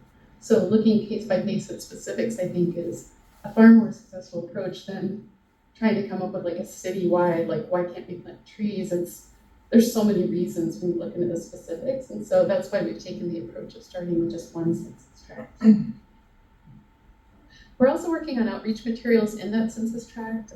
We just translated our materials into 9 different languages that are prevalent in that neighborhood. So like Somali, Chinese, Spanish, Tigrinya, Oromo.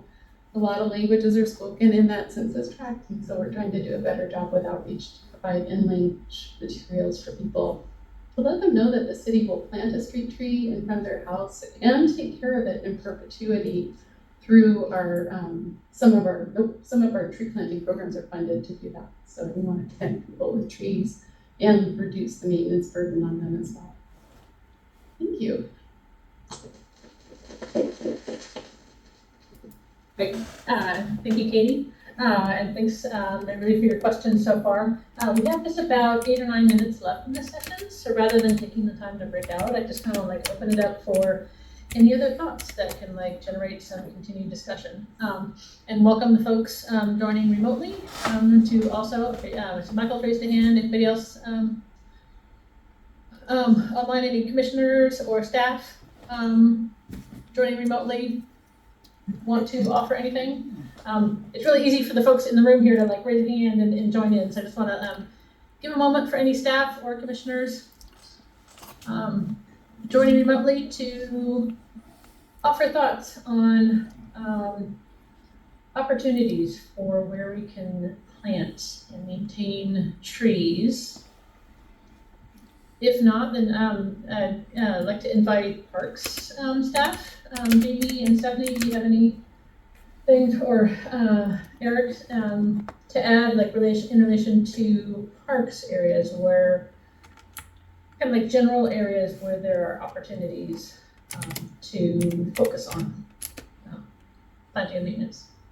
I'll just jump in briefly, but speaking from the side of kind of the gap that we've started to fill, GSP's had a robust program for 7 years looking at natural areas, forest health management, and reforestation work, and then we were finding, and also hearing from the public, was that we weren't doing a great job replacing trees that were dying out in our, what we call our developed parks. That's a little bit of an oxymoron, but our managed or more managed parking areas in urban areas. So with our new crew, tree planting crew, looking at areas to focus on, we are also, as the SDOT, focusing on have an internally imposed 80% target for planting those trees in high equity areas, also overlapping that with heat index and opportunities. What we're finding in our first pilot year, and this is Emily Hansen, who's done a great job with Jamie's team, it's a huge amount of planning effort to look in finding locations for these trees involves working with our folks in the landscape architecture office to make sure we're not planting trees in areas where we're going to have a capital project come in 5 years, right? Looking at utilities, existing utilities, we really appreciate the challenges of working in the right of way, because even in the park, we have utilities complex. Where we're not doing as great a job and we need to is really leaning into the community input component. We work with community members that we know about, but we know that's not reaching everybody. So we're actually looking for the OSC's work, building that community board governance to kind of look at trees holistically from a city standpoint. So a lot of opportunities and a lot of need. Also, some of our cultural landscapes have challenges. Replacing trees in homestead parks has its own, kind of conflicts and challenges. And so navigating kind of those conversations. So as we're going into this in 1 year, we're learning a lot, we're pivoting, and we're glad to be doing the work, and there's a lot more of it to be done. Gina, did you have anything? And I think also recently this came up as we were looking at, where to plant, and one of the things is that a lot of the stronger community groups are actually in the lower priority equity areas, and the actually high needs area don't really have as much like community input. So I think that's a gap that we can look at in the future to how we can involve more communities at these higher priority neighborhoods. That's a good point, because we know where there are areas of low canopy, right? We've got the canopy data, and we can drill down more into the we have data down to the census block rate level. We'll drill more into that, but it's not just a matter of like, there's low canopy and just like, oh, trees there. Right? We really need to engage community again to like find out like what does it mean for them to add trees and increase canopy in the neighborhoods, overcoming those challenges and burdens. And I've been seeing presentations lately, including the Philadelphia team who recently developed the Philly tree plan. They thought like the first bullet in some of their slides about community engagement is truth telling. Right? So we have a tendency to go in and say, like, folks need to know about the benefits of trees, and why there should be more trees in their neighborhoods. But we also need to be real about trees come with maintenance responsibilities and some financial burdens. So just really encompassing all of that and engaging the community around, what does it mean to increase canopy in these areas? I was just gonna say, and that's why the potential for adding street trees, especially in residential areas, for SDOT to actually care for them is such an equitable option, because it comes with that maintenance and their responsibility, the burden, but it definitely does lifetime have a potential for a burden. So like how to, presenting that well, like, we're gonna maintain it, and then also just acknowledging that there are pieces like if a tree limb falls, it's likely that homeowner will not be there anymore, but I agree with that. And there's, that acknowledgement of that burden that trees come with, and a desire to develop these strategies, like we're talking about the tree ordinance, including that and some additional things, and developing funding sources to at least help overcome the financial burdens of trees for folks, and having some potential sources for funding. I have a project in Capitol Hill that's trying to add tree canopy along a corridor between Volunteer Park and Seattle University. One of the exercises, or one of the tasks we had to do was actually go out and map the planting strips. That was an asset that was publicly available, or I don't know if it exists. And then we had to characterize the planting strips, plantable space, irrigation present, presence of overhead utilities, and some other attributes. But it seems like even just that kind of knowledge of location, area, and opportunity is potentially missing. Or maybe it's an asset the city already has and just haven't found yet. We have the curb locations and edge of pavement locations, but we don't have the strips. Because we still use aerial to get patients before we do the second. The question of what's generally happening in terms of street trees, in terms of survival rate over 5 years, let's say, is that increasing as a problem, or what at this point for planted trees? I think it really depends on who planted the trees. So if SDOT planted the trees, we've seen pretty low mortality. We do water them for 5 years. And so mortality is less than 10% for SDOT crew installed trees. Capital projects is also quite low because we have that extended maintenance period and we have a warranty with the contractor. Where we really see mortalities jump up is the code required trees that developers put in, because they often sell the property and then the new owners don't realize that the street tree is something that was required for the development to be built. So Nolan is they don't know that they're responsible for this. They think the city's gonna come and take care of it. Right. And so they never get replaced or watered or anything. And so our next outreach effort, Nolan and I are working on, is to do outreach to people about their code required trees, let them know that they are responsible for it. And again, we want to do that in multiple languages spoken throughout the city so that there's not a language barrier to it. The code required trees are probably there's 2 storage places in North Seattle along Aurora. Yeah. And their trees typically wind up, they look like they were dying last year, they kind of came back, but they're went through the same situation this year. And it's part of contacting them, I think, because there's a place on 130th, a storage place, and I contacted someone who was outside working on it, and I said, these 2 trees look like they're dying, and are you watering? He says, oh, they shut the water off for the winter. They need to turn it back on. But it's just that some places are just not very conscious of the trees is something that they really need to maintain. They are a priority. I will say through our program, we evaluate trees planted through future neighborhoods, and we're above 90% over almost 10 years now. It's only 2,500, it's a subset of what people are planting, but it does feel like when residents have education, have tools, trees are surviving in the right of way. We don't evaluate trees in private property for many reasons, mostly privacy. Anyway, that's a program that's been ongoing through future neighborhoods.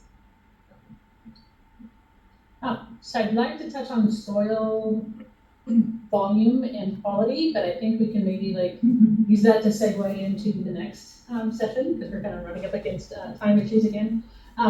So that was some really good consideration and discussion around opportunities and challenges. And so next we wanted to focus on a conversation around climate resilience strategies. Because again, we've heard from folks earlier today about what we're experiencing in increased pests and diseases and trees' susceptibility to them, given the climate changes that we're seeing. So what are some strategies, we want to discuss now, what are some strategies that we can continue to employ, start to employ more of, or start to employ around our urban forestry work and care of the forest for the city?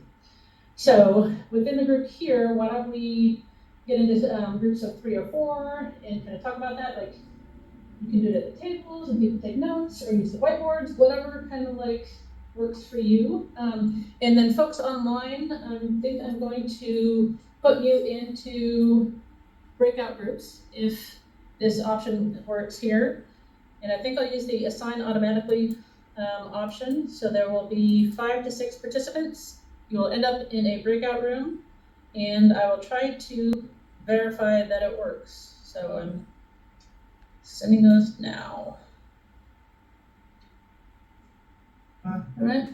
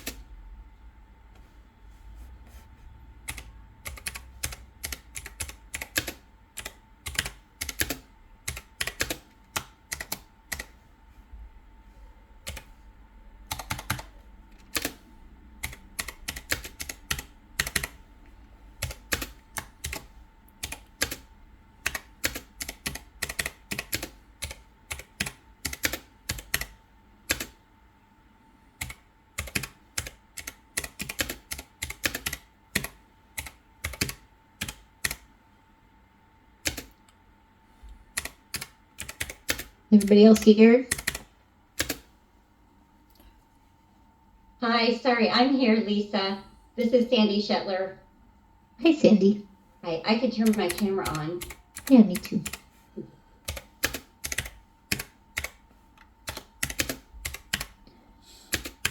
Henry, I don't know if you can, probably don't have the tech working to be able to contribute.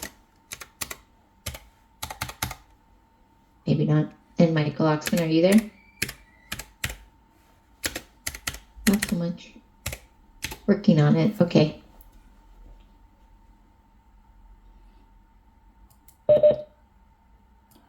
Okay, so I just put my comments in the chat there.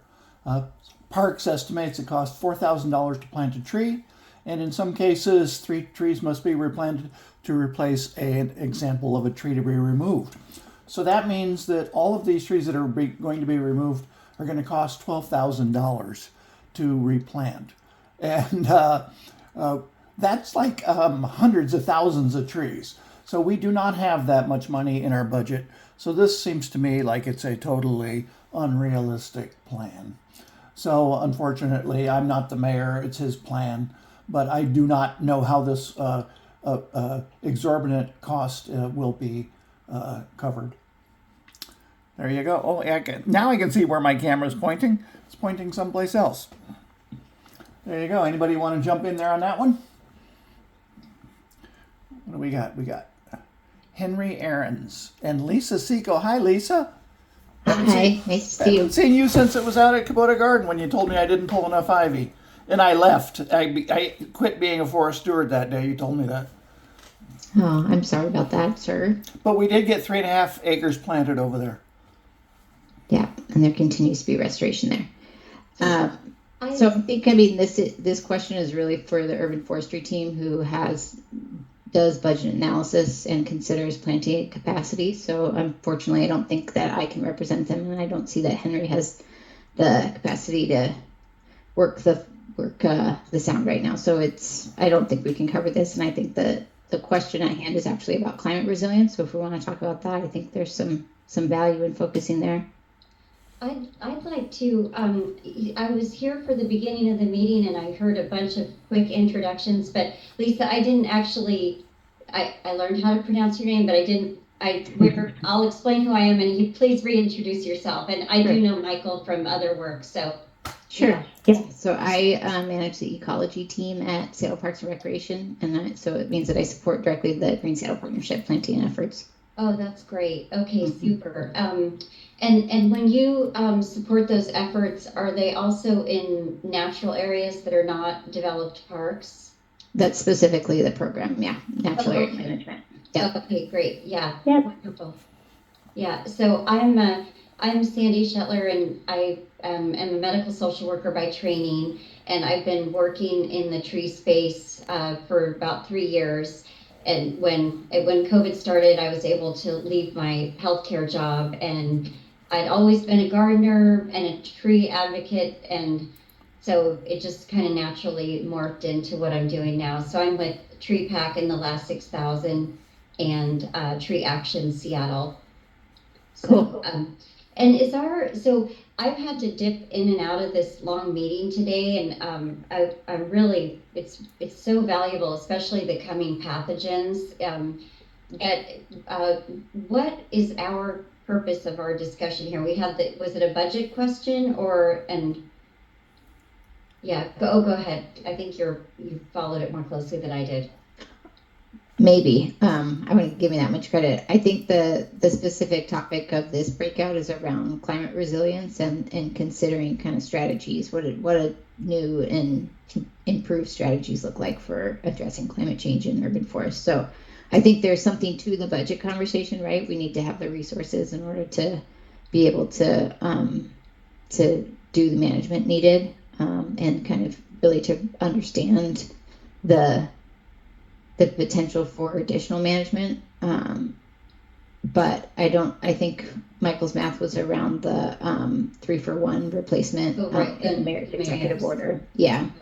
So a little bit different topic.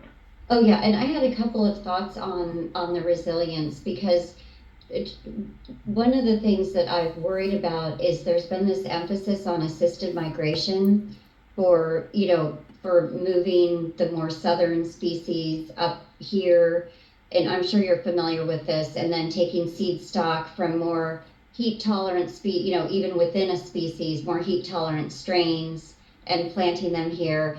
But with the extremes that we're getting, it's also extremely cold sometimes, or, just extremely wet. And so I don't know if that idea of assisted migration, if it's going to actually fit neatly with what we are going to be seeing.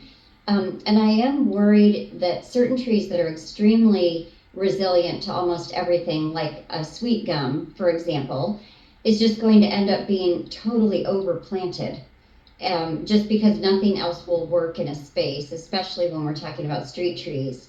So my question for you is there any source of either research or even beginning growing stock of trees that are going to be a bit more diverse, like in terms of species, that we can be looking at for the future? Oh, you're muted, Lisa. Sorry about that. I could hear it in my headphones. It was like, it's not going anywhere. I can speak at least to the natural area planting work. I can't necessarily speak to consideration of trees that are going in to like the streetscape or even developed parks. But from Green Seattle Partnerships perspective, we work really closely with a regional network called the Forest Adaptation Network. And so there was a group of folks kind of housed with Northwest Natural Resource Group that's doing research and developing protocols around kind of how we consider moving not species, but as you mentioned, seed stock. We see ourselves as kind of positioned in a good location to be able to move southern seed stock and to really use a lot of the projections that the Forest Service has developed to consider southern provenance opportunities. So really thinking about, the Willamette Valley being our climate proxy 50 years out and trying to consider adding diversity, not just like adding all stock from that one location, but really adding some into the mix so that we can, potentially buffer some of the impacts. But really driven by this network of folks who are looking really closely at the science and also doing some in-ground research. And I will put a link in the chat because I have one. Yeah.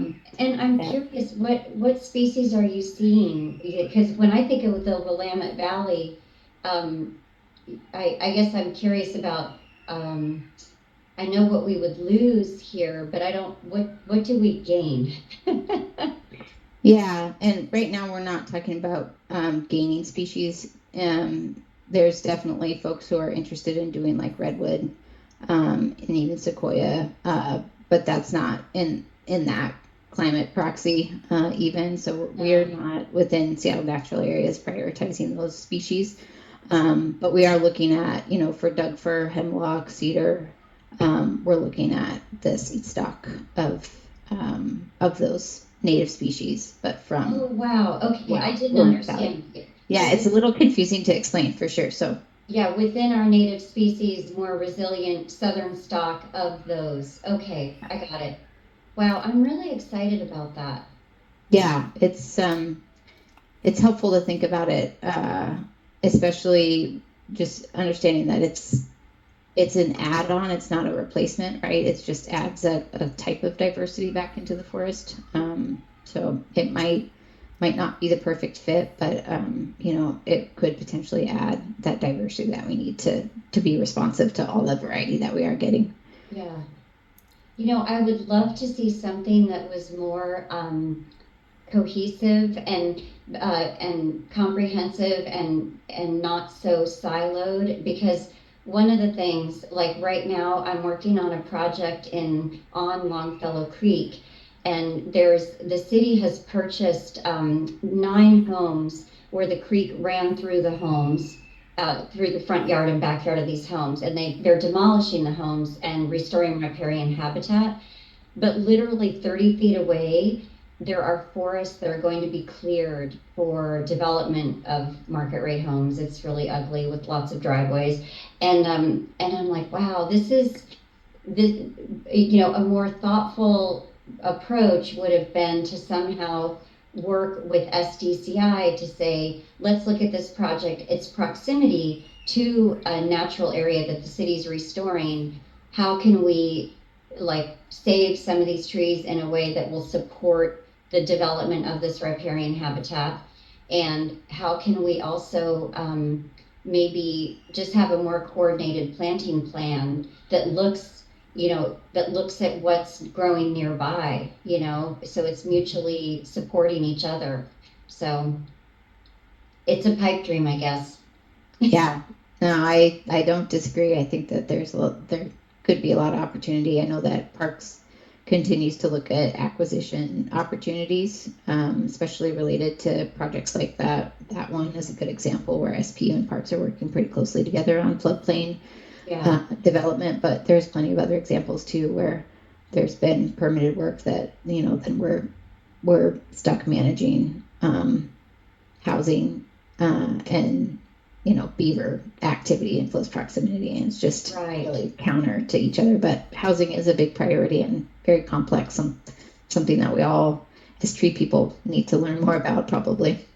Well, there's the projects I'm seeing have so much parking attached to them, driveways and parking spaces far in excess of even the number of housing units. So it's not the housing, it's the parking.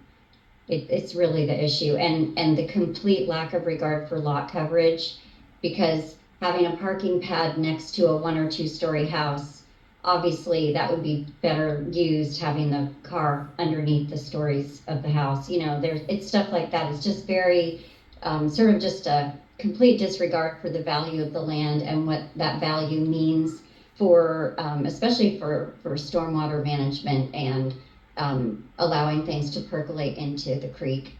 Mm-hmm. So anyway, I don't want Yeah. to get us down. We'll talk about something more cheerful. Do you think Yeah. our future has tan oaks?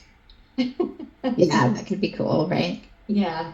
Yeah, I was just looking at doing some replanting in my own yard, and I was like, I'll be in Portland next weekend. I'm gonna go pick up some If you're in it's a Portland, hot spot. my cousin for many years worked at Dancing Oaks Nursery. That's pretty far out. It's out near Like the Gresham direction?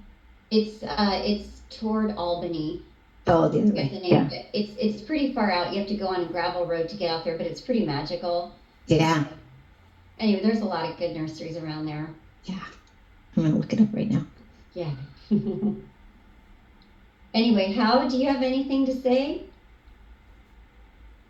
Not really. I just actually joined.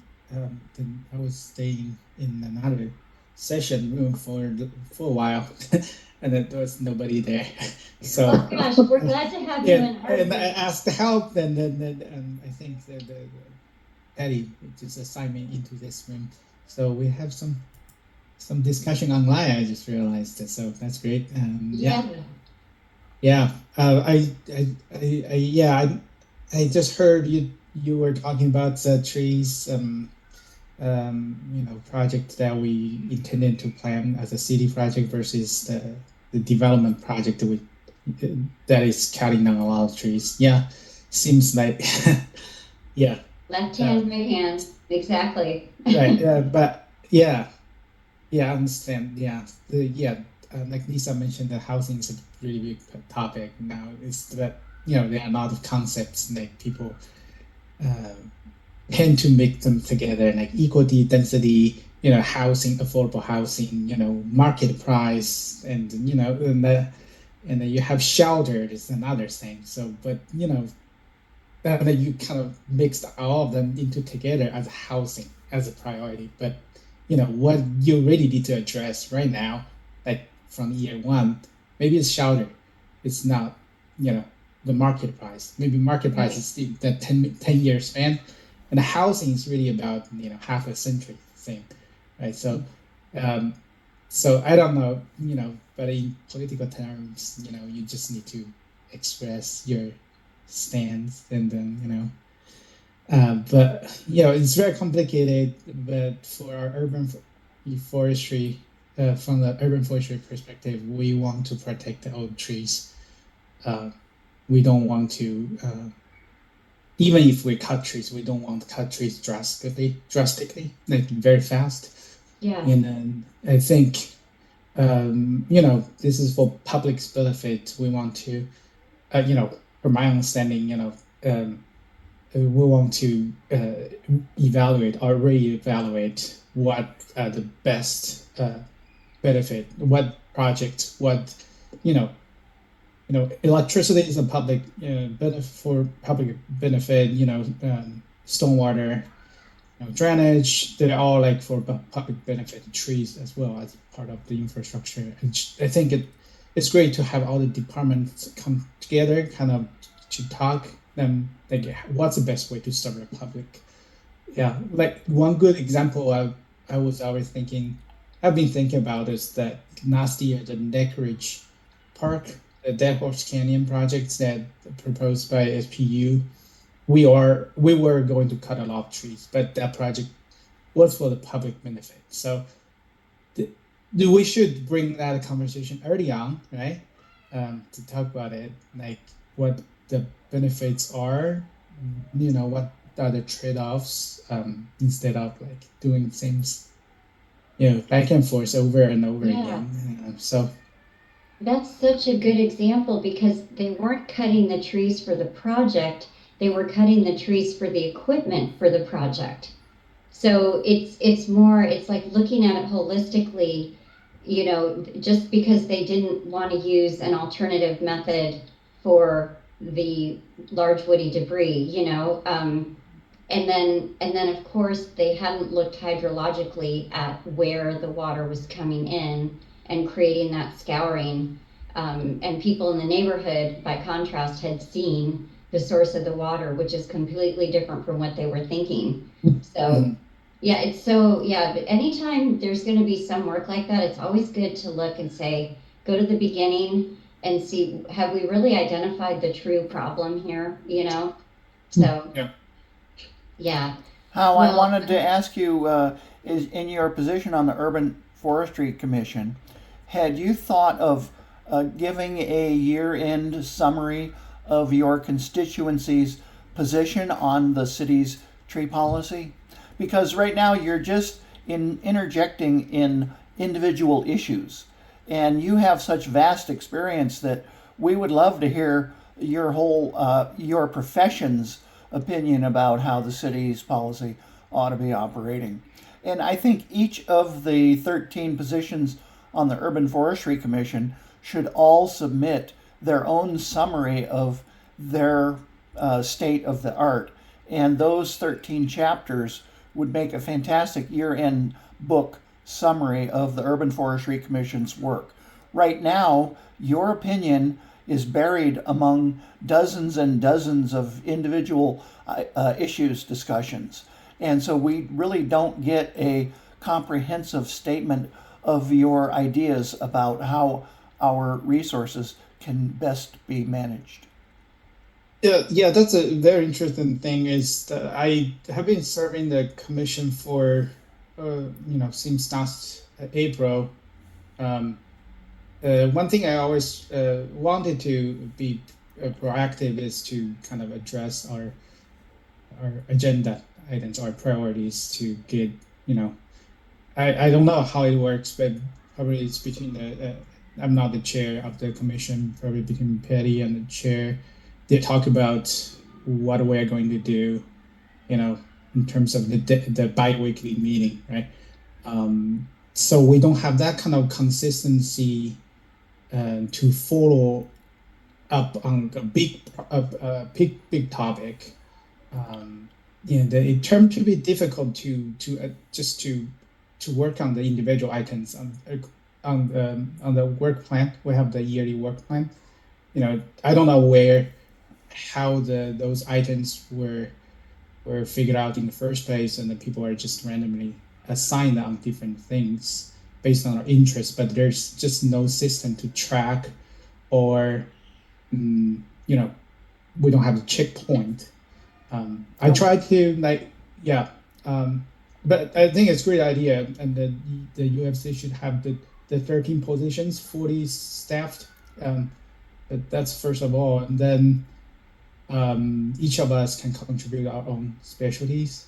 There's no exit interviews as the commissioners leave their service. So, like, for example, we have a brand new economist / real estate person on the Urban Forestry Commission. That person has a good year of assimilation of what the issues are without the benefit of being privy to the discussions that occurred before his arrival. So I think maybe an exit strategy for all outgoing commissioners should be considered. They're all volunteers. It can be hard to to get more time out of them because it's hard to even get full quorum at the meetings, isn't it, Hal? Yeah, based on my understanding, according to the city ordinance, this commission, I've been reading it again and again. Was established to give advices to the city, primarily to the mayor and to the council members. So, say if we as individual or as the commission wants to talk about this, but like the tree protection ordinance, but the council member wants us to talk about this. We take council members' requests as a priority, or just whatever policy came out from the city. So we are reactive, and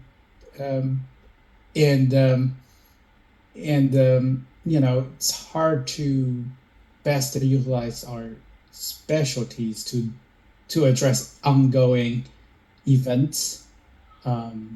So yeah. Such a good summary, but thank goodness you are there to react and bounce things off of.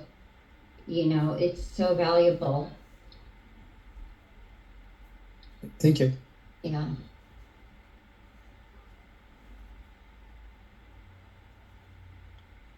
So talking about thinking about the new tree protection ordinance, we were rushed to give the responses, and then also we are contributing for the amendment coming up. Just want to add on that is ground truthing and just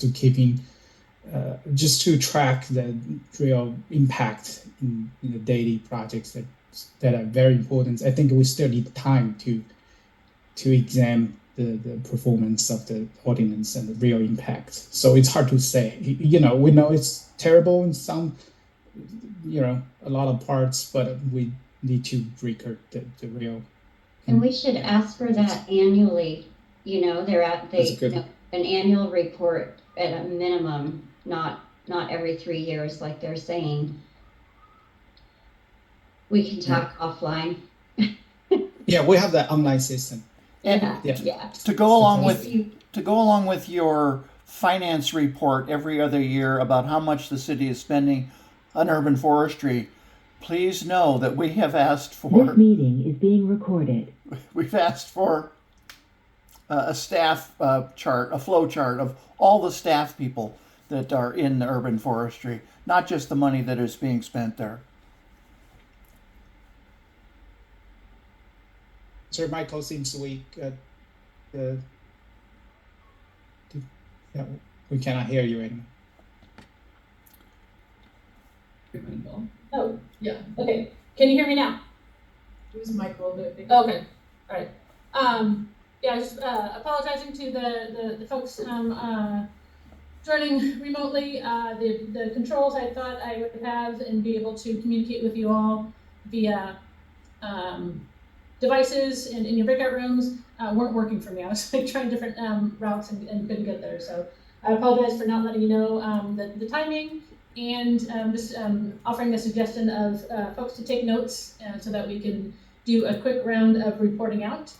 But I hope you all had good discussions. Did I see a message in the chat from Sharon about a good discussion in your breakout? I was just thanking my group, that's all. Okay, all right, thank you. Again, apologies that didn't work a little bit better, but yeah, hope you all had good conversations. We had some good conversations going on here. Why don't we take about 5 minutes and just go around and share some highlights, or maybe 1 or 2 highlights from each group of what came out of your discussions. So, why don't we start with this group here? Yeah, we talked about looking at tree inventory, having a good record of data of species what we have, and just to get a better understanding of the diversity of tree species we have, and create more resilient population because you don't want too many of one type. So yeah, that was one of the things that came up. And ages, yeah, and different ages.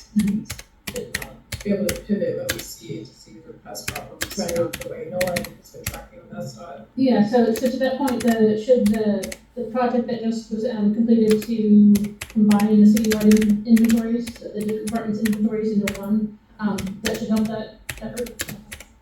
That data is downloadable from data.seattle.gov. Okay. So, and anybody can pull that in. And at this point, because they're from different systems, it's updated once a week. I still need that. Yeah, it's just it's challenging for parks. We haven't been actually inventory. So again, like whatever we have is stuff that we've just been asked to work on. So, and then also the natural areas are really challenging. It's just a patch of forest, Right. so it's like It's impossible different to from just- other parts. yeah, inventory a single one. So in terms of that, as for parks, there's still that gap in terms of like what is actually like completely on the ground. How many of what, how big it is, where is it? We can pull out some data, but it's gonna lean towards more that trees that we've encountered just because they failed or we have to clean them up. And so that's why when the data that I showed was more like red alders, big maples. And that's good because those are the trees that we've been asked to work on. So, yeah. I suggested maybe following like what the last 6,000 does, which is ask people to go and find out how many sequoia trees you can find in the city, and maybe have that be an effort in the parks. Say, hey, find how many Douglas fir trees you can find in that park, or how many cedar trees. Just make it a more a game. To get people involved, and they give you a rough count, and you can confirm it in more detailed studies. But I thought that was a great way possibly to consider. Some alternatives to It's really interesting because some cities also use volunteers to do tree inventory, which I thought was really interesting because you not just engage people and but you educate them to then learn about trees, and so that was something that came out when I went for a recent conference at Albuquerque. So yeah, just something I thought about and community science. and involvement to deepen our right. How about the group in the back? We talked about the challenge of retaining soil or reserving a space for soil in the right of way. We might need to reimagine how we construct that area, maybe take it apart. Or instead of 2 6-foot planting strips on either side of the road, why not 1 12-foot planting strip on one side of the road? Could accommodate a big tree that provides the values that we're looking for. Funding is going to be a big issue. We are going to need a diversified funding stream for urban forestry of magnitude that currently doesn't yet have. And education is another big one. We also talked a lot about availability of trees and sourcing. Right. Sourcing within a range, sourcing trees that are climate resilient that aren't native here. So, and just the sometimes we can't even purchase what we'd like to have, and really just making sure that we're looking at where seeds were sourced when we're purchasing native stock, especially. It's good to know. So, how about folks remotely? How about breakout session 1, which I believe had Lisa and Al, and I'm not remember who else was there. But do you all have some highlights to share? Anybody from breakout session 1 or group 1? I could just mention briefly that we talked some about natural area forest adaptation methods and moving assisted seed migration, provenance migration considerations in natural areas. So that was one component, and then we also talked a lot about kind of the potential. That's a positive way of saying the opportunity to really work across departments more to consider canopy in a given neighborhood. And you've seen the Longfellow Creek restoration work as an example, and kind of the adjacent development that is, they're buying houses and tearing down houses and simultaneously developing houses all in the same small footprint. So trying to think about opportunities around that. But there was some other consideration there too. So if anybody wants to jump in, please, definitely feel free. Anything else from breakout group 1?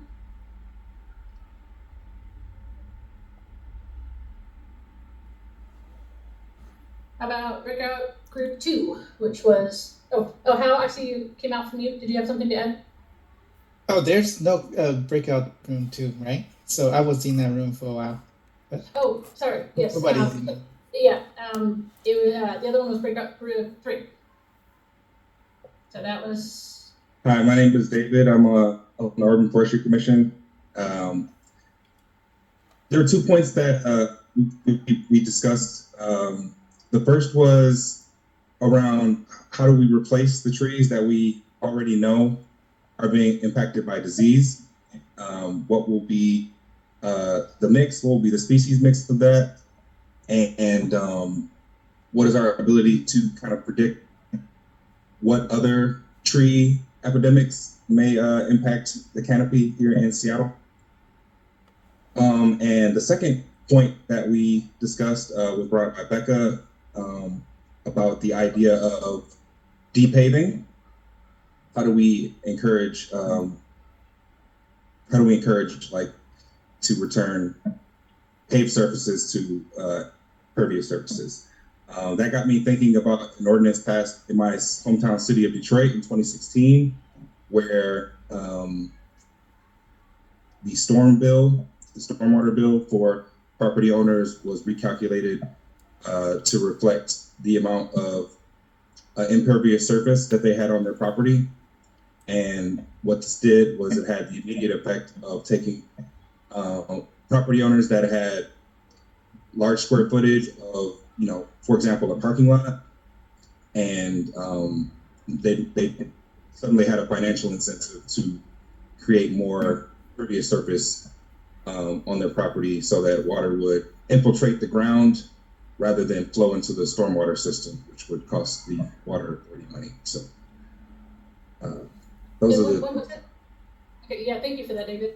Do you know when that ordinance was passed in Detroit? And is there kind of any results yet from that and how successful that is? The ordinance was passed in 2016. I know from being there, one of the immediate impacts was to like parking lot owners to figure out ways to incorporate rain gardens or just more dirt onto their property, or other ways to divert it away from the stormwater system. But I'm gonna look for some materials to see how it has basically aged over time, so we can maybe get a better understanding of what happened. Yeah, I think that'd be useful because that's something we've been talking about in different conversations in different groups and different areas. Is the concept of depaving and how difficult it is and how that can be done more effectively. Anything else from breakout group 3?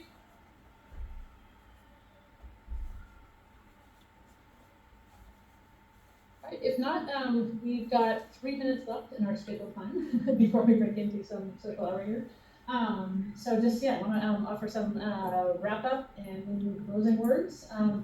So again, a lot's been happening around urban forestry in the last year, which has been building on some other things from the years before that, right? So this momentum that's building, and a lot more to come with our planning effort, more analyses, and just like continuing to drill into what are our strategies and how we're going to grow our canopy, reach our canopy goals, and just create this healthy, sustainable forest that's equitably distributed and is going to be sustainable into the future. So really appreciate all of your input today. We'll have notes coming out of this. I'll dig into the recording and list out some of these great strategies and inputs that you all have been providing, and those will be available. And thank you again for another great annual joint meeting, and just appreciate all of your time today.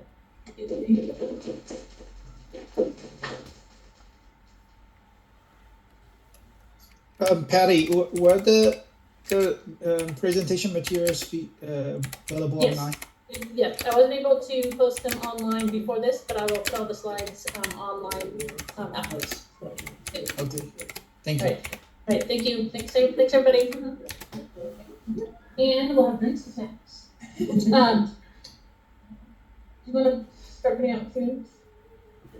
Okay, yeah. I'm sorry. And I'm sorry, I always need to. Yeah, there's snacks there, and I'm gonna run a meeting for. I can